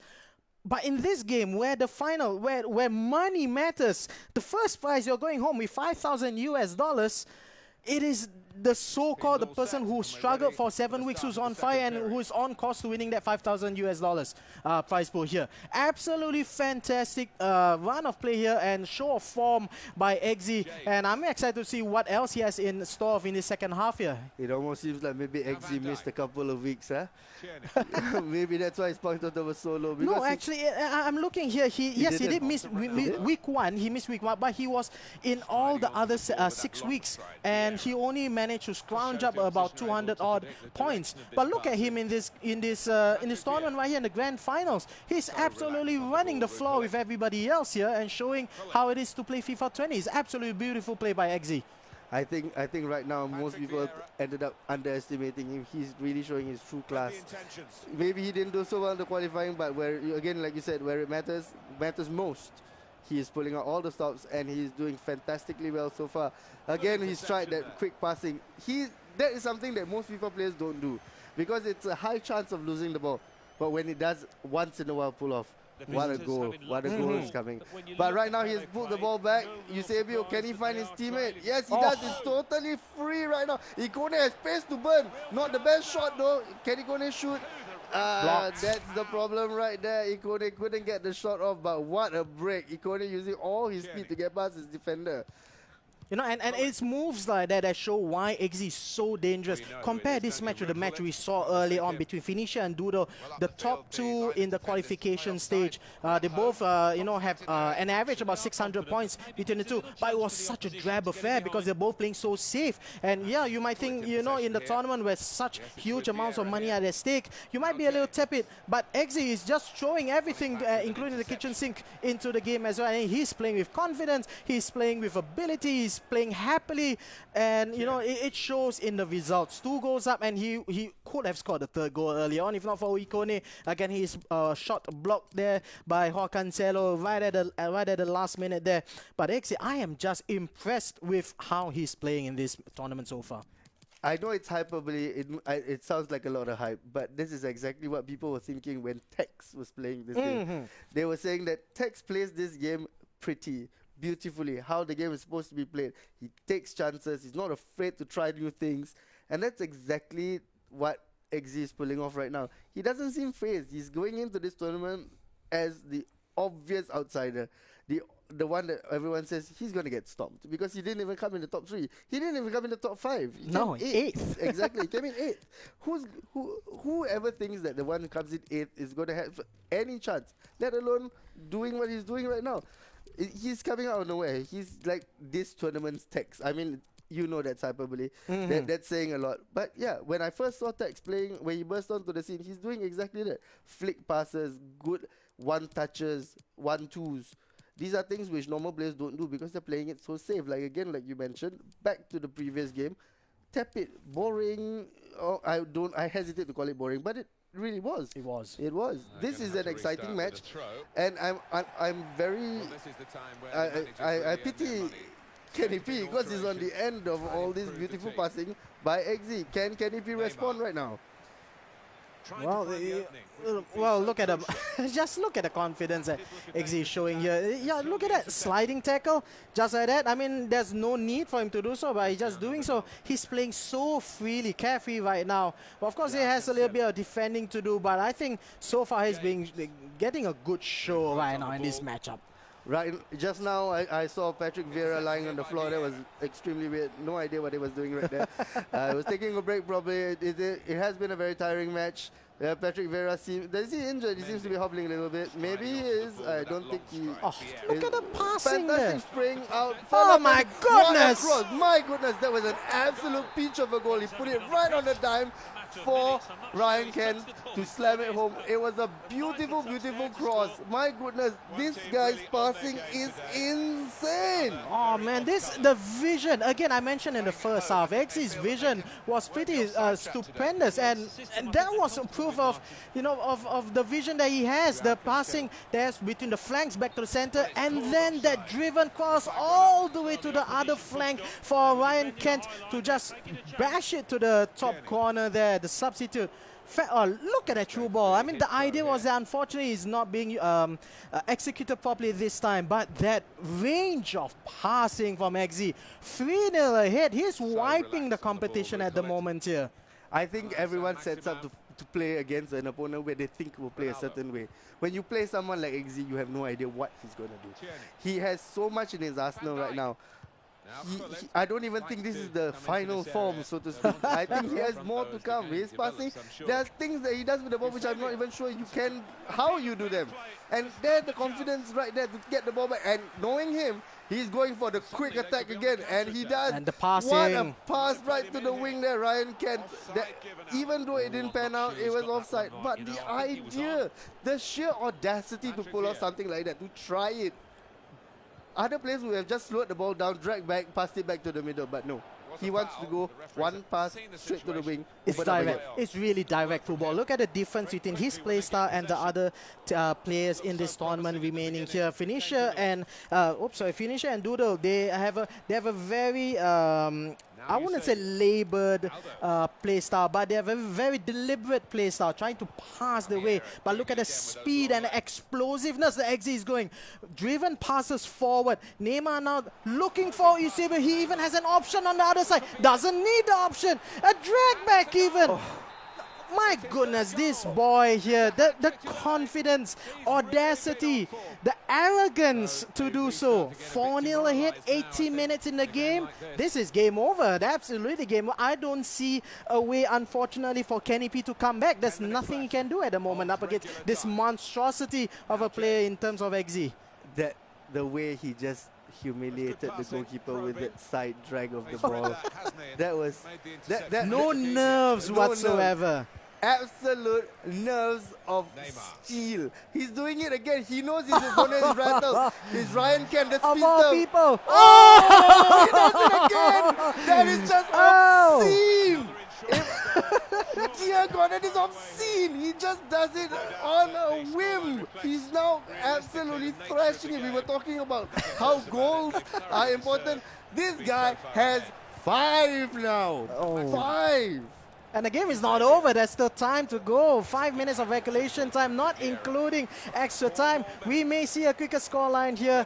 And, well, it looks like Kenny P just does not know what to do here. He's trying to get people forward, taking shots. Even Neuer is on form here, conceding the corner kick. But, my goodness, XZ, fantastic play here from the player from Indonesia.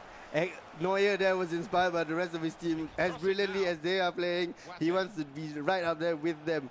And XZ, nothing gets past him so far. The shots are all desperate pot shots from outside the box. XZ is with the ball again. XZ, can he find a 6? Ooh. Oh, a 6 would have been cruel, wouldn't it? But he's not stopping. He's still trying. 30 seconds. Oh, he's just toying with his opponent right now. Look at that. He's so calm on the ball to pause the ball at the feet there, coaxing the defenders to come to him and then just laying it off. So easy. It's so easy for XZ. I can't believe the audacity of how he's playing right now. How has he only scored 275 points after 7 weeks?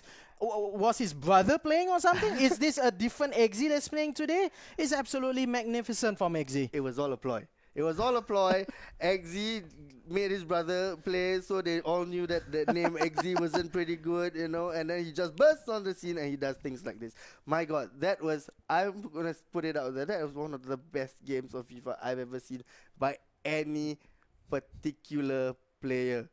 The way he just passes the ball around, his command of the passes, and knowing just exactly where his players are going to be at any given time.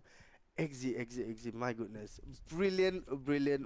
And, you know, we've seen a lot of games of FIFA. We don't use this word at all often. But that was brilliant. That was a masterclass. Right? I think, you know, from somebody who was a rank outsider in this tournament, he's now catapulted himself to the forefront of the tournament here. He's the clear favorite to win this whole tournament. Now, when $5,000 are on the line, you will pull out everything, you know, and you will pull out your inner beast to do so. And so far of the 4 players, it looks like XZ is the only one to be able to do so. Right now, XZ, I think his mind is singularly focused.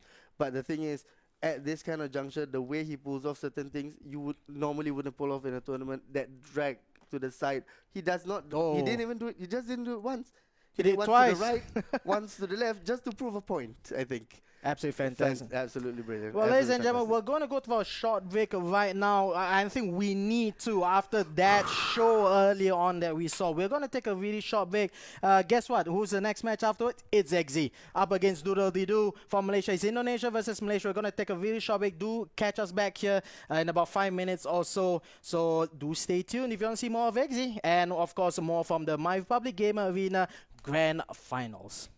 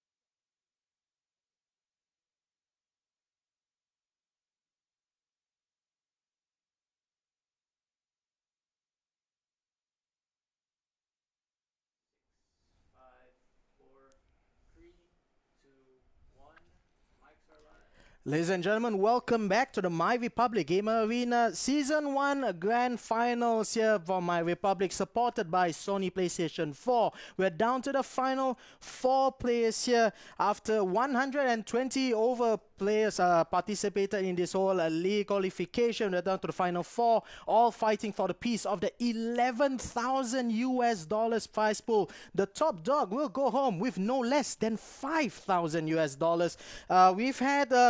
We got 4 matches here so far. One of them really wiping the opposition all over the place. Exi from Indonesia. But of course, the other 3 players here, Kenny P, Doodle, as well as Finisher. On screen right now is the leaderboard. And look at Exi's score there. Scored 8 goals so far in this tournament. We are showing you the goals being scored here because in the event of any tiebreaker, we'll be using the amount of goals scored as a tie-breaking factor here. I'm Evil Sword, and with me is Muiz. Muiz, your thoughts on this amazing tournament, because he was not that great initially, but that last match that we had was absolutely phenomenal. Yeah, we were speaking about it during the break. XG did wake us up. That was an absolute amazement to both of us. Especially we were discussing about exactly where he came from. He came out from left field, nowhere. We didn't expect it. We look at his points. You know, you don't expect very much. Yes, maybe he stumbled through. Maybe he won the tournament to come in yesterday. Very last minute. Then again, that plays into his hands as we've been looking at it. He is the man on form. He's gone through a gauntlet. He knows it. He's hungry right now. And not only is he doing it, he's not grinding it out. He's actually flaring it out. Yeah, he's doing things which other players are afraid to do. Things that we as FIFA players, we discussed and we're like, how does he do that? We aren't sure. How does he see things that we don't see? We are amazed. I think XZ, if he does win it, then he does it in style. If he doesn't, he still leaves an indelible mark in our mind because the way he plays is absolutely adventurous. Yep, so far that last match it's definitely my vote for the best match of the tournament so far. Of course, the finals here are being played in a round-robin format. 4 players, 6 matches in total. We've gone 4 already. We're going to the final 2 in the round-robin stage. And after this round-robin stage, the top 2 players in this stage will meet each other for the grand final, the last one, a best of 3 finals here. Who will it be? Will it be Exi or maybe it'll be Doodle? Can it be Finisher? We'll see. Going into the next match, it is Exi from Indonesia up against Doodle Didu from Malaysia. The scores, the points at the bottom there is an indication of the amount of points they have accumulated in the 7 weeks of qualification leading to this grand final tournament here. The top 3 of that qualification stage, Finisher 24, Doodle Didu as well as Kenny P, qualified with at least 500 over points. Exi here only had 275 points, but it went through by a final last chance tournament held yesterday. It went through 7 matches, if I'm not mistaken, got through, and I'm happy he went through because my goodness, he's just winning it all over today here. Unlike Shakira's hips, here the points do lie.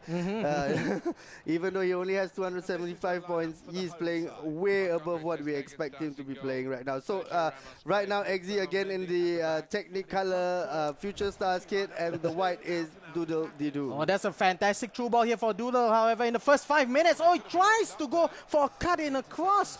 I think if he had just went for a direct shot at the near post, that would have been gone in. But in any case, Doodle gets a corner kick taken shot. Here comes Rafael Varane. Marcelo should have taken a shot early on. Ben Yedder, however, cuts it inside. David Luiz is equal to that run inside. And here comes Ikone up for Exi. Goes forward a little hasty there. Whacks it forward to absolutely nobody in particular. But an early chance there for Doodle to take the early lead. Unfortunately, he did not take that chance. As you can see, it's not just while we have been gushing about his technical abilities on the ball and his passing, he does a pretty good job in defense as well. And as we've mentioned before, he doesn't seem to be playing that drop back tactic. He is actually winning the ball higher up the field, and that facilitates him going towards that fast build up towards his attack. Absolutely. Oh, here comes Doodle right now in position, playing in white. Here comes Neymar, lays it off to Ribery, but finds his path blocked there from Exi. Another quick succession of passes in the midfield there, and finally releasing Kieran Thier Tierney on the left flank. Cuts it back inside. Ikone to Eusebio, and Gullit makes the run forward. Oh, the final pass, however, trying to find Neymar, but a little too far away from him as Doodle brings the ball out into a counter-attack. Pele being deployed as a left winger for Doodle here. A little interesting is normally we see Pele in a more central position, but he's been using Pele to a pretty decent effect on the left wing. It's very strange because Pele is not the fastest player, nor the most nimble, to be perfectly honest. He feels a bit heavy on the ball. I think he's there mostly just to get the ball and pass. Then again, having said that, Pele's passing isn't the best either. So that is kind of a weird choice for me, but it seems to be working so far. That was a terrible foul by Patrick Vieira, by the way. That's quite a gangster tackle there by Vieira, showing Huli who's boss here. Tierney, unfortunately, lets the ball go behind him for absolutely no reason at all. And it's an easy throw-in here for Doodle on the right flank. Franck Ribéry, we believe this is the shapeshifters version of Franck Ribéry, who is the strikers version of Ribéry, being deployed on the flanks so far for Doodle on the right flank. Here comes Gullit, back with Ikone. Oh, another string of one-touch passes here, and that almost always results in a goal for XG, but unfortunately at that moment, unable to convert that to the first goal of the game. Here comes Vieira down the middle. Patrick Vieira showing off his skill moves at the middle there. Although there's nobody in front of him, but he still has the ball. Here comes Eusebio, dropping deep. That pass, however, intercepted by Neymar for Doodle, finding space in the middle. Pele, deployed as a left winger, but we see him cutting into the middle quite often here. Wissam Ben Yedder has scored many goals so far for Doodle. Will we see him score more in this game here? Franck Ribéry, drag back, pushes it back forward, finding space inside the box right now, looking into the box, but well blocked by the goalkeeper and cleared from XG. Scoreline still 0-0 after 25 minutes. Here comes Neymar down the middle, finding James, trying to go for 1-2 with Vieira. Well blocked by the defender, however, can't say the same for the second time, but the cross from Daniel James unfortunately goes straight into a waiting Sergio Ramos and gets cleared. Oh, I was about to say we got cleared, but however, Daniel James got the ball back, recycles the ball into the middle. Neymar to Eusebio. Non-stop action right now from XG, trying to break down the defense. Again, that pause and the shot coming in. However, direct towards the goalkeeper, out for corner kick. The greatest strength of XG is his absolute speed in transition from defense to attack in a blink of an eye. Again, they seem to throw the corners into the middle, which hasn't pulled off even once so far in the tournament, but everyone seems to do it. Maybe that's the best out of all the poor options, perhaps. But like we've said, no big man there at all. So why are they throwing the ball into the middle like that? Yeah, it's really strange right now because, oh, a nice through ball there. And there's a gap right in the middle of the penalty box. And Ruud Gullit was there to pierce that gap. 1-0 ahead for XG. And again, remember, he only has 275 points in the qualification stage. He is absolutely dominating this tournament at the moment. 1-0 up to him. Not only does he put a pinpoint pass right to Gullit's feet, he also threw in a roulette in there just for the heck of it, just for the star points. XG really, he is pulling off Tex-like levels of amazing things at the moment. Long may it continue, but he needs to just pull off win after win after win, and let's see where it brings him. So far, he has been truly impressive. Well, he is on course for his third win in a row. His first match, he did beat Phoenicia 3-2, and early on we saw him beat Kenny P. Unfortunately for Kenny, 5-0. And right now XG has the lead with that Gullit goal here, and he has that goal in the first half. 1 goal up against Doodle. Doodle has had the lion's share of possession, but he's been struggling to get even a shot off here. And here comes Neymar on the right flank, being hounded by Vieira. Can Neymar cut in? Yes, he can. He finds somebody, but again, it's David Luiz, of all defenders, is a defender that you would not be the first choice of many players of FIFA to be part of your competition lineup here. Here's another player who would not be one of the first choices, Ikone. Future stars Ikone being deployed on the left wing. Ikone, he has the ball, tries to feed Eusebio back with that 1-2. However, the defenders for Doodle manages to intercept that out. And look at the amount of defenders just haranguing Pele around him. I think that was 4 defenders, and you know, in terms of attack, XZ is confident, and in terms of defense, he's really tight at back as well.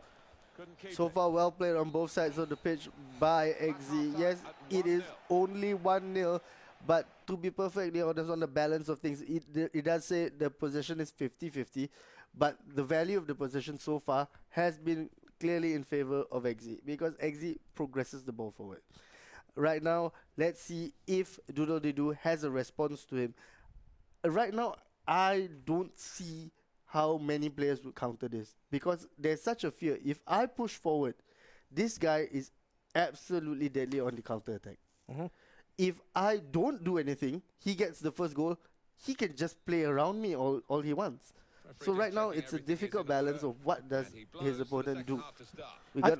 Yeah, sorry. Yeah, no, I think that is as much as it pains me to say because I hate this strategy, drop back. But I think against a player as mesmeric as XZ right now and how he's playing, and look at the amount of skill moves he's just putting in. It's sticky. The ball is sticking to his feet no matter what he does. And Neymar is still having the ball. And look at that, he still manages to worm his way around. And the only way that I can see Doodle dispossessing XZ of the ball is by sheer numbers of defenders, which unfortunately he does not have. I mean, credit to players who do not use a cheesy method like drop back on one and overload ball side, but unfortunately against players who's just bossing the gameplay. XZ, I think that's the only way he can do it. But here comes an attack on the left flank. However, Pele does not have that much speed, and again it shows here, trying to go for the fake shot turn in, but unfortunately not able to get past the defender. Yet again, David Luiz with the all-important interception out for a throw-in. Almost taking a leaf out of XZ's own playbook right there to do with a quick one-touch pass. But again, yes, we've seen that Pele is on the wing together with Ribery, not the fastest players around. Somehow they don't have the speed to carry it out. But that was a fantastic outside the foot shot right there. This goal came pretty much out of nowhere. Nobody expected it, but who scores it is not unexpected. It is It is the exact same way that Doodle scored in his previous match here against Finisher, if I'm not mistaken. Oh, no, I'm sorry. It was Finisher who scored it this way. The Trivela shot from Wissam Ben Yedder. We know he has that trait, that outside foot shot trait here, and he uses it to good effect. When you have the ball with Wissam, no matter what position you're in, you just got to try it. Even if it's the most ridiculous of angles, you got to try it, because that's exactly what happens when you do try. He scores with his inside the foot, outside the foot, he can do a lot of things. 1-1 right now in this matchup between XZ as well as Doodle.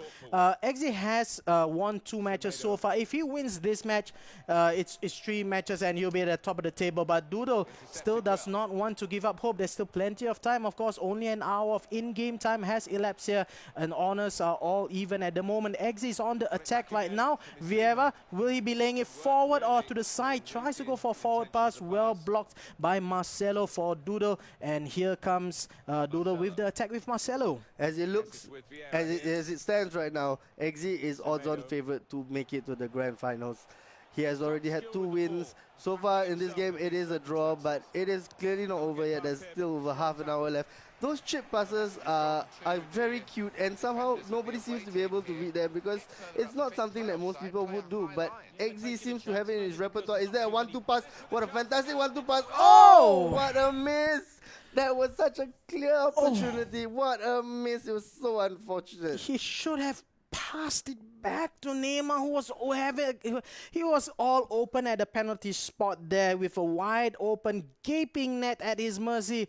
But Eusebio, we know Eusebio is lethal inside the box, but there's an even higher percentage of a chance with passing him back to Neymar for the sweaty finish. He did not do that, and oh man, will Doodle pay for that? Will XZ pay for that? That would be really crucial if XZ does lose, however, because this will be the moment where, he will look back and think that was a big mistake. Did he lose his nerve right at the last moment? Could have been. But from what we've seen, it's pretty icy, and deadly and cool and calm and collected. But that one, yeah. So it does show that XZ is human. He does make mistakes and choices. Well, Doodle managed to get away with that obvious goal-scoring chance from XZ, and the scoreline somehow still remains at 1-all. Here comes Doodle on the attack with Wissam Ben Yedder, the goal scorer. Unfortunately for him, that is the one weakness he has. Does not have much upper body strength. The strength is not that great. He gets into great positions and is a clinical finisher, as clinical as one can be, but does lose out on the strength factor there. Loses the ball out to David Luiz early on. Here comes XZ on the attack. Vieira, and this is another trademark of XZ. He's willing to just pause on the ball, not move. Just to see what the defense is doing and what his own teammates in attack are doing. And we did not see that in other players as well. They were trying to go for the quick pass. I mean, XZ is capable, very capable of doing that. But when time calls for it, he is willing to just pause and hold up the game. Here comes Doodle, however, being in a one-on-one situation, tries to go for a cheeky move, trying to get away from Furlong Mendy, unable to do so. Here comes XZ, driven pass right down to Eusebio, missed an opportunity in front. Neymar forward to Daniel James. FS Daniel James here, looking forward to Kent, the substitute. Neymar going forward. Eusebio. Neymar, another chance here. Surely, no foul there. Still Neymar on the ball. Finally loses the ball out to Rafael Varane, who clears the ball away. And here comes a counter attack here from Doodle. Forced to go all the way back. Daniel James with a splendid tackle there, but Neymar with another golden opportunity for XZ. It could have been 3-1 at this stage. Exactly. XZ right now, things seem to be not going his way. 2 clear chances he has already missed. Will this come back to haunt him? I think that right now, even though he has missed, he's still in control of the match, because again, he has the ball and he's running it down the wing with Daniel James. Yeah, Daniel James on the right side, and Furlong Mendy trying his best to catch up on the right flank, and Gosses come in, but Manuel Neuer manages to reach out and just palm the ball away. Still in danger, however. Kent tries to pass it forward. So it's not Manuel Neuer, it's actually Ter Stegen who actually palmed the ball away early on there. Fantastic goalkeeping by the German number 1. Marcelo right now lays it left to Mendy. Another splitting through ball to the left flank, looking for Pele. Yet again, does not have the speed, but he has the ball control, he has the finishing. Can Pele get into a more central position? Here comes Vieira holding the ball outside the box. Lots of purple shirted defenders in front of him. Pele in the middle finds Vieira. Is he going to go for a long range shot? Cuts it back. Tries to feed Neymar. However, the pass is just too weak, and Gullit easily dispossesses the ball away from the white team. Here comes Vieira down for XZ, looking forward. Neymar, loft the through ball. Kent, the super sub. RTTF, back to Neymar. Is he going to go all on his own? The shot comes in. What a wonderful save from the goalkeeper, Marc-Andre Ter Stegen. Out for corner kick. Considering corner kick is always better than conceding a goal. Moves the goalkeeper to the near post. There's another near post option right now coming. It's a shot. No, it's taken long. Gullit with the header. Surely another corner kick. Yes, it is for XZ in the 80th minute of the game. This could be everything, and this could be it for the game. Oh my goodness, what was that from XZ? What a mistake that was. This could cost him the game. There's nobody else in the right side. It's Fong Ribery. He's rampaging forward. Kieran Tierney has the speed, but does he have the strength? Not quite so. It's in the 90th minute right now. We're coming into extra time. Can Doodle finish the game off with the virtual last kick of the game? Yet again, it is David Luiz with the strength to hound the ball away from the attacker. David James, too little too late. The game ends 1-all. What a last 5 minutes of this match. It could have easily gone either way. Unfortunately, XZ, 3 chances, at least 3 chances to kill the game. He did not do so. If I was XZ, I'd be very happy, because that giving away the ball at that exact last minute and having men pushing forward, attacking you, he was pretty lucky to get away with that. Fair play to him, he did manage to contain the threat, but if that had happened and it had pulled off and he had conceded a goal, it would have been absolutely his fault, because God knows what he was doing down there on the left flank. Oh man, that was a mistake. I mean, XZ, having had such a wonderful showing in the previous match up against Kenny P, right now he's struggling to find form here. He has so many chances, but he's just not finishing them. We'll see whether Doodle, Doodle is just scraping by the skin of his teeth, and he's somehow still in this game 1-all right now. Credit to him, he's trying his best to defend, and he's trying his best to attack right now with Pele on the left flank. Keeps finding Pele on the left, but unable to do pretty much anything about it. Here comes Neymar in the middle, tries to get past the defender, actually managed to do so. It's Wissam Ben Yedder. Oh, what an interception there by David Luiz. That could have been the 4th game-saving tackle there by David Luiz. Out for a corner kick. Ben Yedder with the beauty of an chance early on, not able to finish it. And somehow, this game is still 1-0. David Luiz has been an absolute titan in defense for XZ. He needs to do some work right now. Gets bypassed. But then Vieira, another huge player right there, cannot get past. XZ is, strangely, in this game, XZ seems to be now hanging on. And right now, Doodle-Dee-Doo is taking the game to him. Maybe he realizes that XZ, maybe the focus is waning, maybe he's getting tired. Who knows what the factors may be. But right now, Doodle-Dee-Doo is playing better of the two. Much better. I mean, looking at the earlier on there, just a few moments ago, it was quite a lazy pass from XZ's attacker there, not able to feed Daniel James, who had so much open space on the right flank. And here comes Doodle-Dee-Doo with the patient gameplay right now on the right with the substitute, Alan Saint-Maximin, coming in from for Franck Ribéry. And I think, oh, that's a nice tackle there. Wissam Ben Yedder, however, is all alone up front. He's trying to wait for Neymar to come in. And yet again, it's Tierney this time. Kieran Tierney with the important interception for XZ. As Tierney is on the ball. 105 minutes have elapsed so far in extra time in this match. And still, honors even between both of these two players. XZ so far has still shown that he is the master of that manual through pass. Again, as I say, a manual through pass all the way in. Does he get the ball? Ooh, he does, but the defender was there, putting his body on the line and preventing a goal. Right now, as it stands, it is a tie game so far. Started off with XZ playing really well. XZ waned quite significantly towards the end right now. Right at this moment, I would say the advantage is towards Doodle-Dee-Doo, but he has not put the advantage to any particular use because it is still not yet. He hasn't gotten a goal yet. It's not a win yet, just yet. If it stays this way, we're going to penalties, and I think maybe penalties are a crapshoot. It's terrible. Yep. Yeah, nobody wants to see that. So let's hope in this second half of extra time something happens. Yeah, we'll see how it goes here as we go into the second half of extra time here between the match between XZ, who's playing on the purple attire, playing from left to right on the ball right now, and his opponent is Doodle-Dee-Doo from Malaysia. He's in possession right now with the all-white attire, playing from right to left. The scoreline honors even.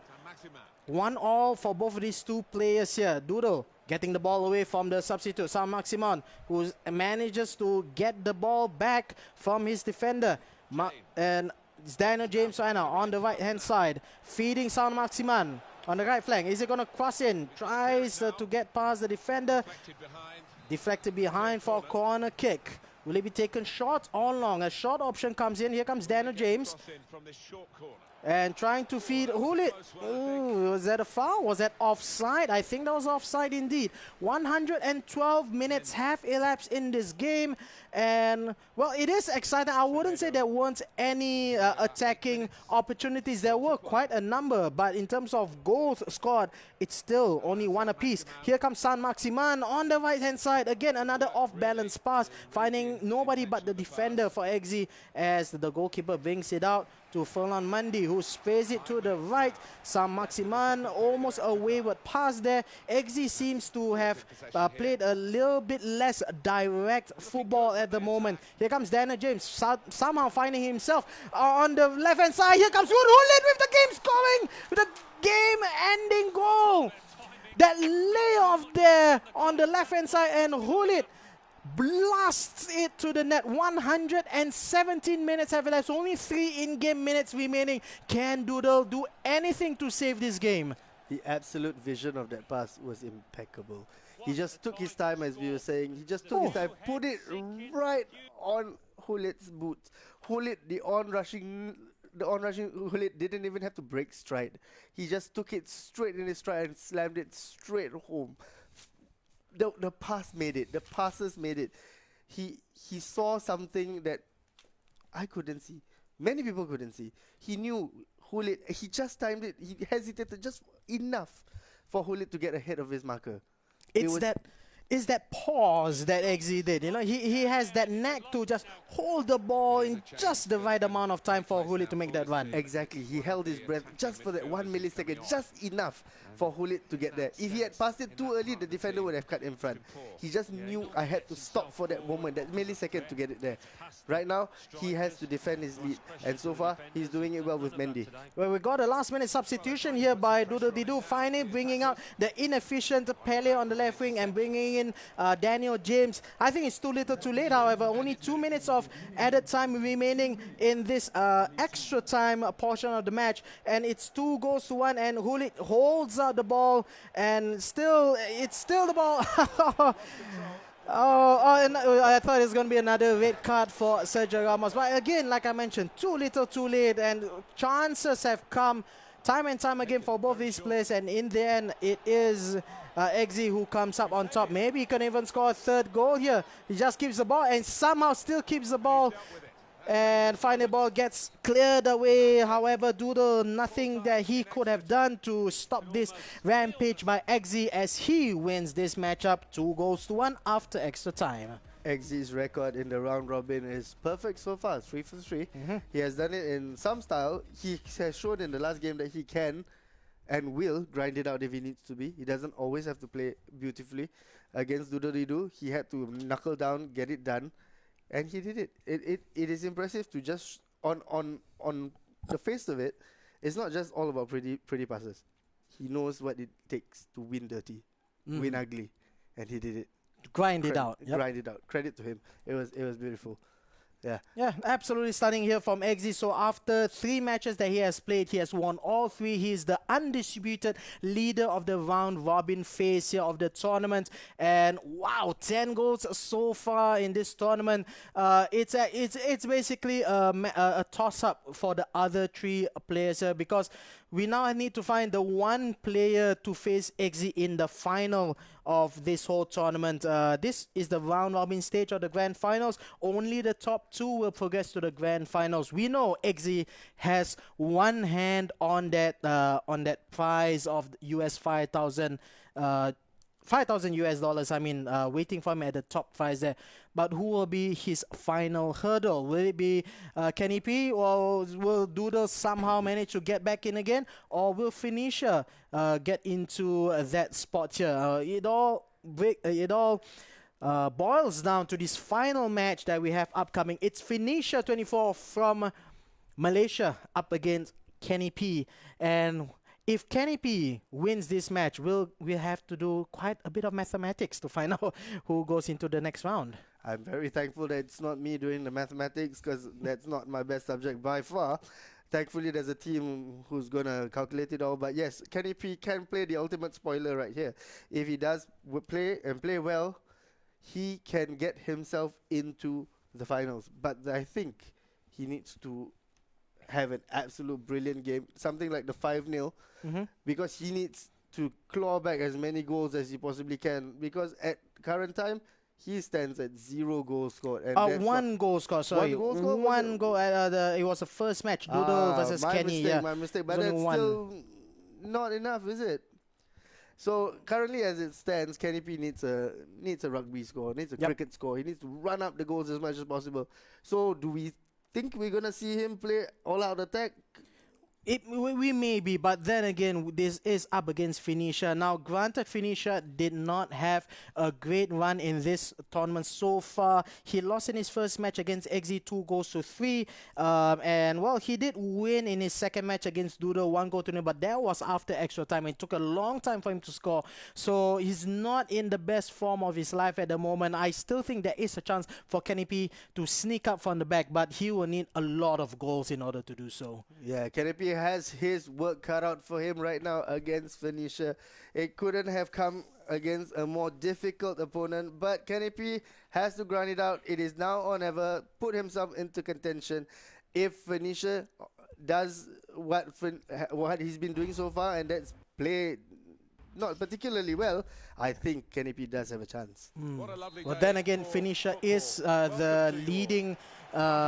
He's leading in the qualifying stage with a whopping 620 points after 6 weeks of gameplay. He even skipped that last week, and he's still at the top of the league for the qualifying stage. So that's still, you know, oh wow! Finisher starts the game off very quick, Showing his intent. He is showing his intent. He wants to qualify, and that man shines again with some Ben Yedder. That's the one-to-watch version, the OTW.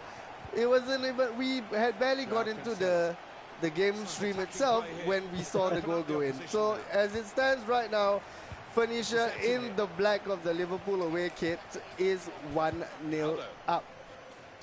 So attacking right now is Kenny P. Kenny P is already 1 goal down. Can he claw back quickly that 1 goal? It is unfortunate that he won't be able to do so. Phoenicia now with the ball. Will Phoenicia create more distance? He is clearly intent on getting his own goals in. Kenny P on the attack now. Daniel James. Daniel James. Oh, what a goal. Daniel James, sheer determination to get that ball in.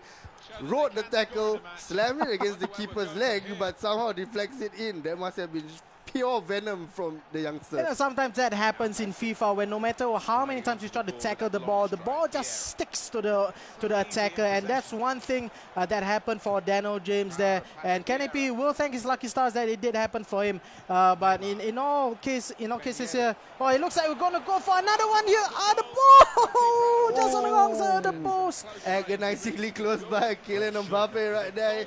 He knows it. That should have been a goal. That was a pretty much open header, but he just puts it past the post. He got away there, Kenny P. He really got away there. Absolutely. And looking at how he's passing right now, I don't know, is that nerves or something? What is he doing? He's just playing it at the back. It's strange from Kenny P at the moment here. But he does still manage to get keep possession of the ball with Tierney here. But in any case, I was trying to say that, you know, it's still in the favor of his opponent, Phoenicia. Now, of course, Phoenicia only needs to win this match, and he'll be into the grand final stage, or rather the final stage of this grand finals. But still, he needs to have plenty of defending to do. Right now, Phoenicia is in the driving seat, even though as the scoreline seems to be only 1-1. It's simply because in terms of goals scored, Phoenicia has quite an advantage over his opponent right now. His opponent needs to win, and needs to win big, as we said previously. Right now, Phoenicia is on the attack. He doesn't care what his opponent needs. He's going to go and try and score as many as possible. Right now, Kenny P gives away the ball. You're right. Kenny P's passing does seem to be a little wayward. It does seem like he's a bit sketchy when it comes to his passing in this particular match. Okay, let's see. Phoenicia, can he pull something out of the hat for the goal? Still passing on top of at the top of the box, on top of the key. Nothing happening. Does he go for the long shot? Most players won't. He clearly does not. Gives the ball away here to Kenny P. Kenny P goes backwards. He tries to start the ball, but what a way to lose the ball. Kenny P is living the blessed life right now. The header goes wide by inches. He gives away the ball right at the top of the key, right at the top of the box. Manages to get the striker manages to get a shot off, but somehow his goalkeeper has bailed him out again. I think. I don't know. Kenny P, I think this pause is good for him. He needs to calm down a lot. He is not playing well whatsoever. I mean, we did mention before the start of the match, he could be the spoiler in this tournament, but the only thing he's spoiling right now is himself, to be honest, because he's definitely not doing anything of benefit. Calm down a little bit. Kenny P definitely seems to be better on the attack. He's much more comfortable when he has the ball in his opponent's half. Unfortunately, this is football, and the ball does end up in your own half quite a lot. But it is a matter of whether he responds properly to when he needs to defend. Right now, he does look good when he's attacking. Unfortunate that the luck wasn't with him. He couldn't ride the tackle again. I think he used up most of his luck with that Daniel James shot to begin with. Yeah, so now Phoenicia, he has an open man, and it is a speedy one right there. Messi on the left back. Give the ball to Messi on his left back. Any amount of space. That man, probably the greatest footballer arguably that has ever lived will put it away. And right here we see he has definitely put it away. What a nice shimmy down there.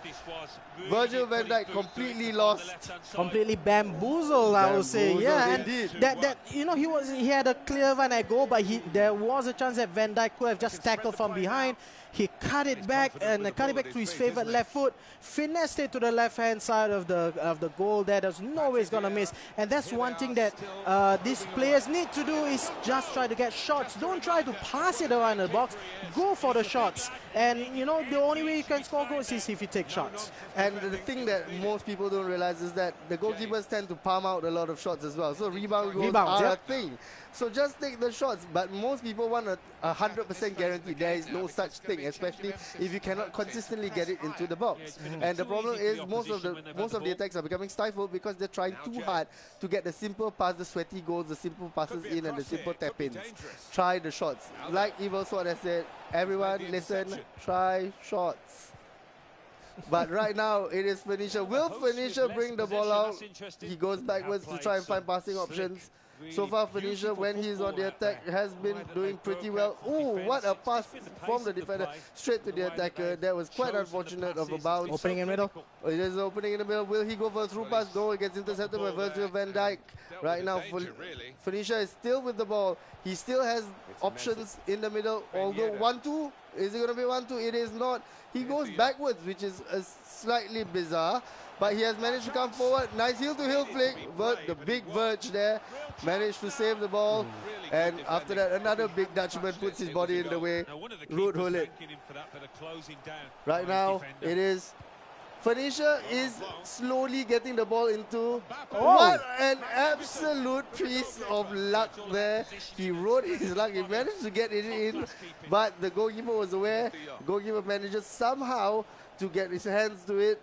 Phoenicia is relentless in his attacking. Even though he has given the ball away, he is hunting the player with the ball down. Yeah, they're hunting in packs. It's like quick press. It's Gegen pressing. Jurgen Klopp will be proud. Oh, yeah, he's just looking. He's not happy with just a 2-goal lead. You know, sorry, a 1-goal lead. Having scored 2 goals, he wants more. He could have scored 4 by this stage here. You know, but just last-ditch tackling and defending and throwing of the defenders' bodies in the way keeps the scoreline respectable at 2-1. And Kenny P is just trying to get the equalizer. Ronaldo, how many times he's going to shimmy? That's a penalty for sure, and yes, it is. My goodness. I didn't think that would happen. I think the opportunity was gone, but somehow Laurent Blanc trips clumsily. Oh, and he puts it right into the bottom corner. Eusebio won't miss. It's a gift of a chance. And it's a way back right at the death of the half. I don't know what happened right there. I think that was a bad mistake by Laurent Blanc. He stuck out a foot, should have just shadowed him away from the goal, but he tried to make a tackle. He poked his foot in and he tripped Cristiano Ronaldo. That was an absolutely unnecessary move, and it resulted in giving the goal away. You know, I'm just wondering what is going on in the psyche of Phoenicia at the moment here. All he needs is a win and he'll go through to the next round. He's struggling to do so with a person who just got whooped 5-0 by XZ here. And, you know, you can argue that Canopy has had the luck of the draw with that Daniel James goal, with the multiple blocking of the shots there in defense, at last-minute shots, as well as the performance of his own goalkeeper. With the penalty itself, you can also say that it's luck of the draw here for Canopy. But what matters at the moment is the scoreline, and somehow Canopy is equal to Phoenicia. Phoenicia will not be happy with how the game is going on for him. But here's the question: does he have the calmness and the patience to still know that he has, he has a hand to play here? All he needs is a win, and he'll be going through to the next round. If you have the luck of the devil that it seems to be with Kenny P, he doesn't need it. But Phoenicia has other ideas. Oh, what is that? That was an absolute mistake. Oh, my God. Oh my goodness. Messi was more than capable of putting the ball into the goal on his own. He passed it wide, way too wide, and that was a desperate shot from such an acute angle. No way was that going in. And even more agonizingly, instead of just going wide, it hits the bar. Just to add insult to injury, right now Kenny P is seriously riding the luck of the devil right now. How is he still in this game? Hit the bar, multiple blocks, 2 lucky goals. This man seems to be on course to win this just based on pure luck alone. Never mind the calmness, or any ability of his own. It just seems destined that he's going to win this game. And you know what will be the the final straw that broke Camel's back is if somehow Kenny P is able to win this match, and there are chances, of course, of him able to win. Some people might argue it is a script, it's a luck, whatever, but what matters is the final score here. Eusebio, oh look at that dribble! Another shot saved there. Luckily, Kenny P could just take this away from finisher. Kenny P still on the ball right now. Patrick Vieira laying it to Eusebio. Oh, luckily for him, Varane gets the ball away.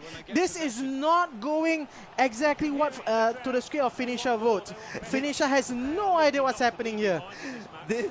When we speak about luck of the champions, this might just be it on show right here.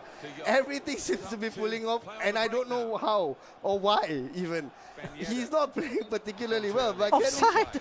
You see, things like that go his way. Offside calls.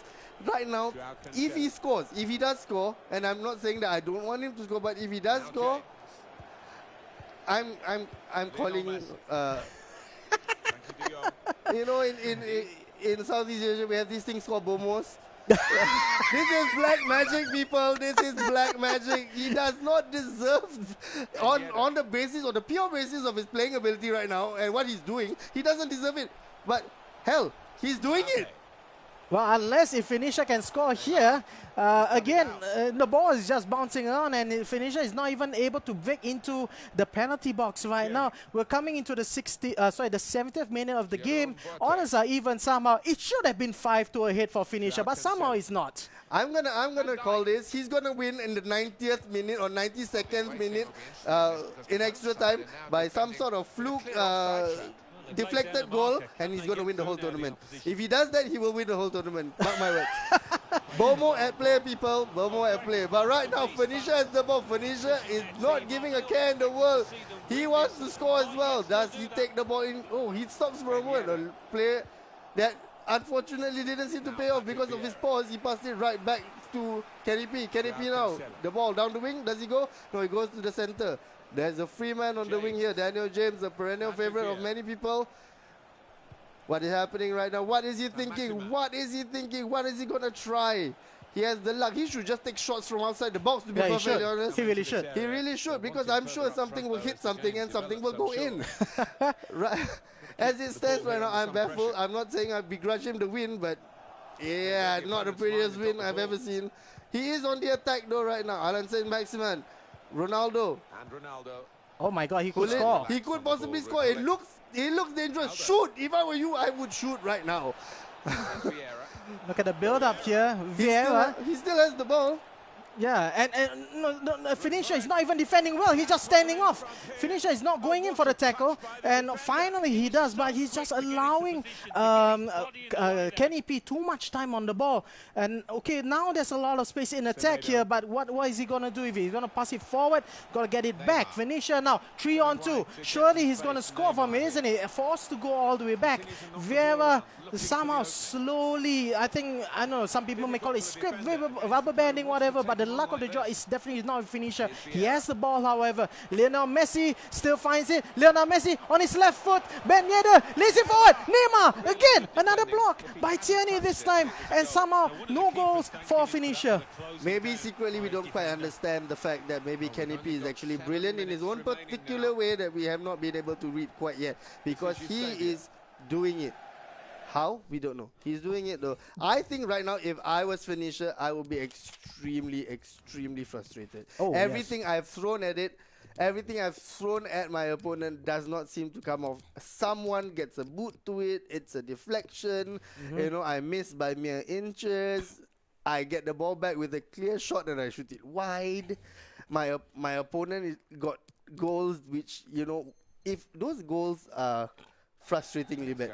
concede. Throw here. We have a name for this. I shan't mention it. We all FIFA players know what this is called. Yes, it is a particular affliction that happens to all of us once in a while when nothing goes our way. So this is exactly what's happening to Finisher right now. Shout out to EA though. Yeah, shout out to EA. You know, we mean no disrespect, but we all know that it exists, right? Yeah, so Finisher now struggling to get the ball back for Kenny P. Ball seems to be sticking to Kenny P's feet. Can he do it with Alan Saint-Maximin? Goes back, finds another angle, probably going to the other side. Long ball, no, through the middle again. Vieira holding on to the ball. Right now, it's not so much penetration as it is possession. James down with the ball. Does he turn? Oh. Seems he got away. Alan Saint-Maximin holding on to the ball. It almost seems like it's possession for the sake of possession, but he gets caught there. The super sub now, Ryan Kent. Will they lob it down the wing and make him run? He go to the other wing with Semedo. Semedo is running down. Semedo gives the ball away. That's exactly the kind of thing that we'll be talking about all game. Coming into the final minutes. Oh, not enough time. We're going into extra time here. Finisher. Oh my goodness. What is going through his mind right now? Do you know the level of... If this was me, if I was Finisher, do you know how much anger I will have right now? I'll be seething and shaking in anger because nothing that I do just seems to work. Everything gets blocked, you know, and the opponent gets easy goals. The luck is on the opponent's side. Nothing I do works. So here's the thing: does Finisher have the bottle, you know, to keep it in? Does he have the mentality, the winner's mentality, you know, against everything that's been thrown to him? Does he still have what it takes to qualify to the next round? That's the question I have for him. He's gonna do it. Is he gonna do it? He's on a roll. He's on a break. Oh no! Speaking of bottle, that was a display where he clearly showed that the bottle was missing. He just passed it straight back to his opponent when he was on a breakaway. Unfortunately, that's just an indication of clearly how bad Finisher is. Kenny P is playing it over. Finisher now is on the attack. Finisher, will he finesse it? Oh, he tried the finesse. Fingertips, top class indeed. What a save. Short corner, Finisher. He's going to try something different, I presume. He's going back. He's holding on to the ball. Right now, is there a way through? Too much, again, of trying to get working the ball too much into the box. He gives the ball away to Kenny P. Kenny P, can he do a quick counter attack? Nope, he gives the ball right away again. Now, it just seems to be a game of pinball. Balls are bouncing all over the place. I know that sounds a bit wrong. Well, so here's the thing, Finisher. I think in his struggle to get forward, now he's trying to, you know, while the time away. But I don't think, you know, it's really working out for him. Now he has a few passes and actually gets into a good position. With some Menjeda goes for a shot. Should have driven it across the goal because at the other end is Ryan Kent with the open goal at his mercy there. You know, and again, it is the decision making. Unfortunately for Finisher, he has the skills, but when it matters the most, he doesn't have quite the same decision making as well. Here comes Ronaldo. He cuts it back. Is he going to win another penalty? Loses out the ball, unfortunately, and here comes Finisher again, but Kenny P with the ball. If Finisher does not win this match, he has no one else but himself. Yep. He has made so many poor decisions, especially when it comes to being in front of goal. He needs to calm down because all he's doing is dominating possession. He just needs one goal. It doesn't need to be much, just one. Because if he scores that one, he is in the final. According to my calculations, unless I've clearly miscalculated. It is. Yeah. So what he needs is just to calm down and score that one goal. But right now, again, the display of his bad decision making. Pause. He needs to take a leave out of the book of his opponent, XZ. Pause. Take a breath, pick a right pass. If he had picked the right pass, he would have been there easily. Now, unfortunately, he's going into the second half of extra time, still drawing with his opponent. If he doesn't win, it's all down to him. He should really be upset with himself. And Kenny P should really thank whatever black magic person he's using. I don't know what kind of bonus Kenny P does have, you know, beside him in Indonesia there, but you know, yeah, for Finisher, you know, look, it's obvious Finisher has the skills. His build-up skills are is there when in the build-up phase. His passing is good, his passing is crisp, the movement is excellent for his players. But again, when that final, that final burst, that final pass into the last third in the penalty box, that final shot on goal, it's just missing for some reason for him. So, really unfortunate.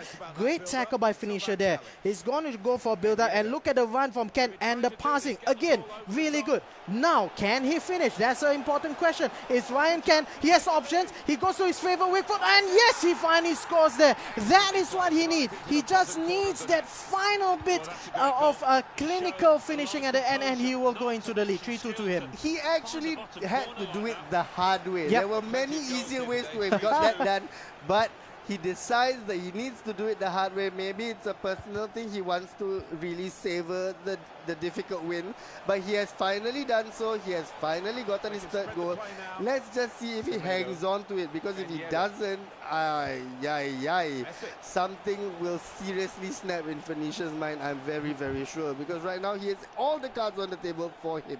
If he loses it out, as I say, he does lose it out. Will there be a breakaway here for Kenny P? Does Kenny P get there? Ronaldo bounces off safely into the hands of Ter Stegen. Right now, all he needs to do, Phoenicia, is just run the clock down. Simple, safe passes. None of this quick 1-2 passes. Take it to the corner. But he has different ideas. He wants to go in and finish it. Does he drag back? Should have dragged back. Of all the times when someone should have dragged back, it was right there, right then. He decides to shoot when he had no angle. But he still has the ball though. Does he run the ball to the corner? Stubbornly, he does not. Oh, Messi. He has given the possession of the ball away now to his opponent. His opponent has 2 minutes. 2 minutes are critical. Will he get away with it? Will Kenny P somehow pull out another goal? If he does, that's it. I give up. This will be the weirdest game of FIFA I've watched. That goes alongside with the best game of FIFA we just watched just now. But Kenny P, I don't think he has the time to do so. I don't think so. It does not seem. Yeah, time is of the essence. Yeah, I don't see it coming for Kenny P. But stranger things have happened in this match. We might see one here. It's good. Hulit to Daniel James. Back to Hulit. Is he going to shoot? No, he's just going to take his time. Again, another cutback. Eusebio. It's Eusebio now. And Hulit, what is he doing? Did he just give up? Has he just given up? Is he just playing? He's not trying at all. That's really strange. Really, really strange from Kenny P. I don't quite understand what happened there. Does he not know he had a chance to go to the final? I think he thought at that moment, even if he scored and he went to penalties, it wouldn't have mattered. But it would have, I think. Would it have? I don't know. Again, mathematics is not my best. It's not my strong suit. But I would have just gone for the shot anyway. For the heck of it. Well, if anything, well then, we've been talking about how Kenny P has always had luck with the draw. At the last moment, it's Phoenicia who got off lucky. Because there was definitely a goal-scoring opportunity for Kenny P. He did not take it for I'm not so sure what reason. Maybe he did see that, even if I got that goal against Phoenicia, it's going to go penalty kick, I'm not going to win it. We don't know. We're not so sure what happened to Kenny P. But the facts of the moment is this. Phoenicia, with that final game win there, he goes through to the final round together with Exi. We have the top 2 of your tournament here, this MyRepublic Gamer Arena Grand Finals. It will be between Exi and Phoenicia 24. Exi, of course, you see here, has had a rampaging run in this tournament. 3 games, 3 wins up against Phoenicia. And in the mirror matchup early on, Phoenicia versus Exi, remember, it was Exi that won 3-2. So will there be a repeat? I think Exi on current form, what we're seeing just based on gameplay. Exi is playing so much better than Phoenicia. But we have seen many times where champions emerge just playing scrappy. Greece in the Euro finals, for example. They went all the way playing absolutely scrappy, scoring 1 goal wins, 1 goal wins, 1 goal wins. It could pan out the same way. If it were just purely down to, if you ask me who would I like stylistically as a champion, I would have to say it is Exi. But Phoenicia has run the gauntlet 7 weeks and come out on top. So in that sense, he does deserve it too. So both ways, you could argue both of them deserve it. But Yep. let's see what happens in the finals in a few moments, right? Yep, that's right. So, ladies and gentlemen, so we have your grand finals coming up after this short break. It will be Finisher 24 from Malaysia up against Canopy from Indonesia. Both of them arguably have earned their right to be here, but there can only be one winner. Only one will go home with that grand prize of 5,000 US dollars right here in the MyRepublic Game Arena Grand Finals for FIFA 20. Stick around, we will come back in a few more minutes.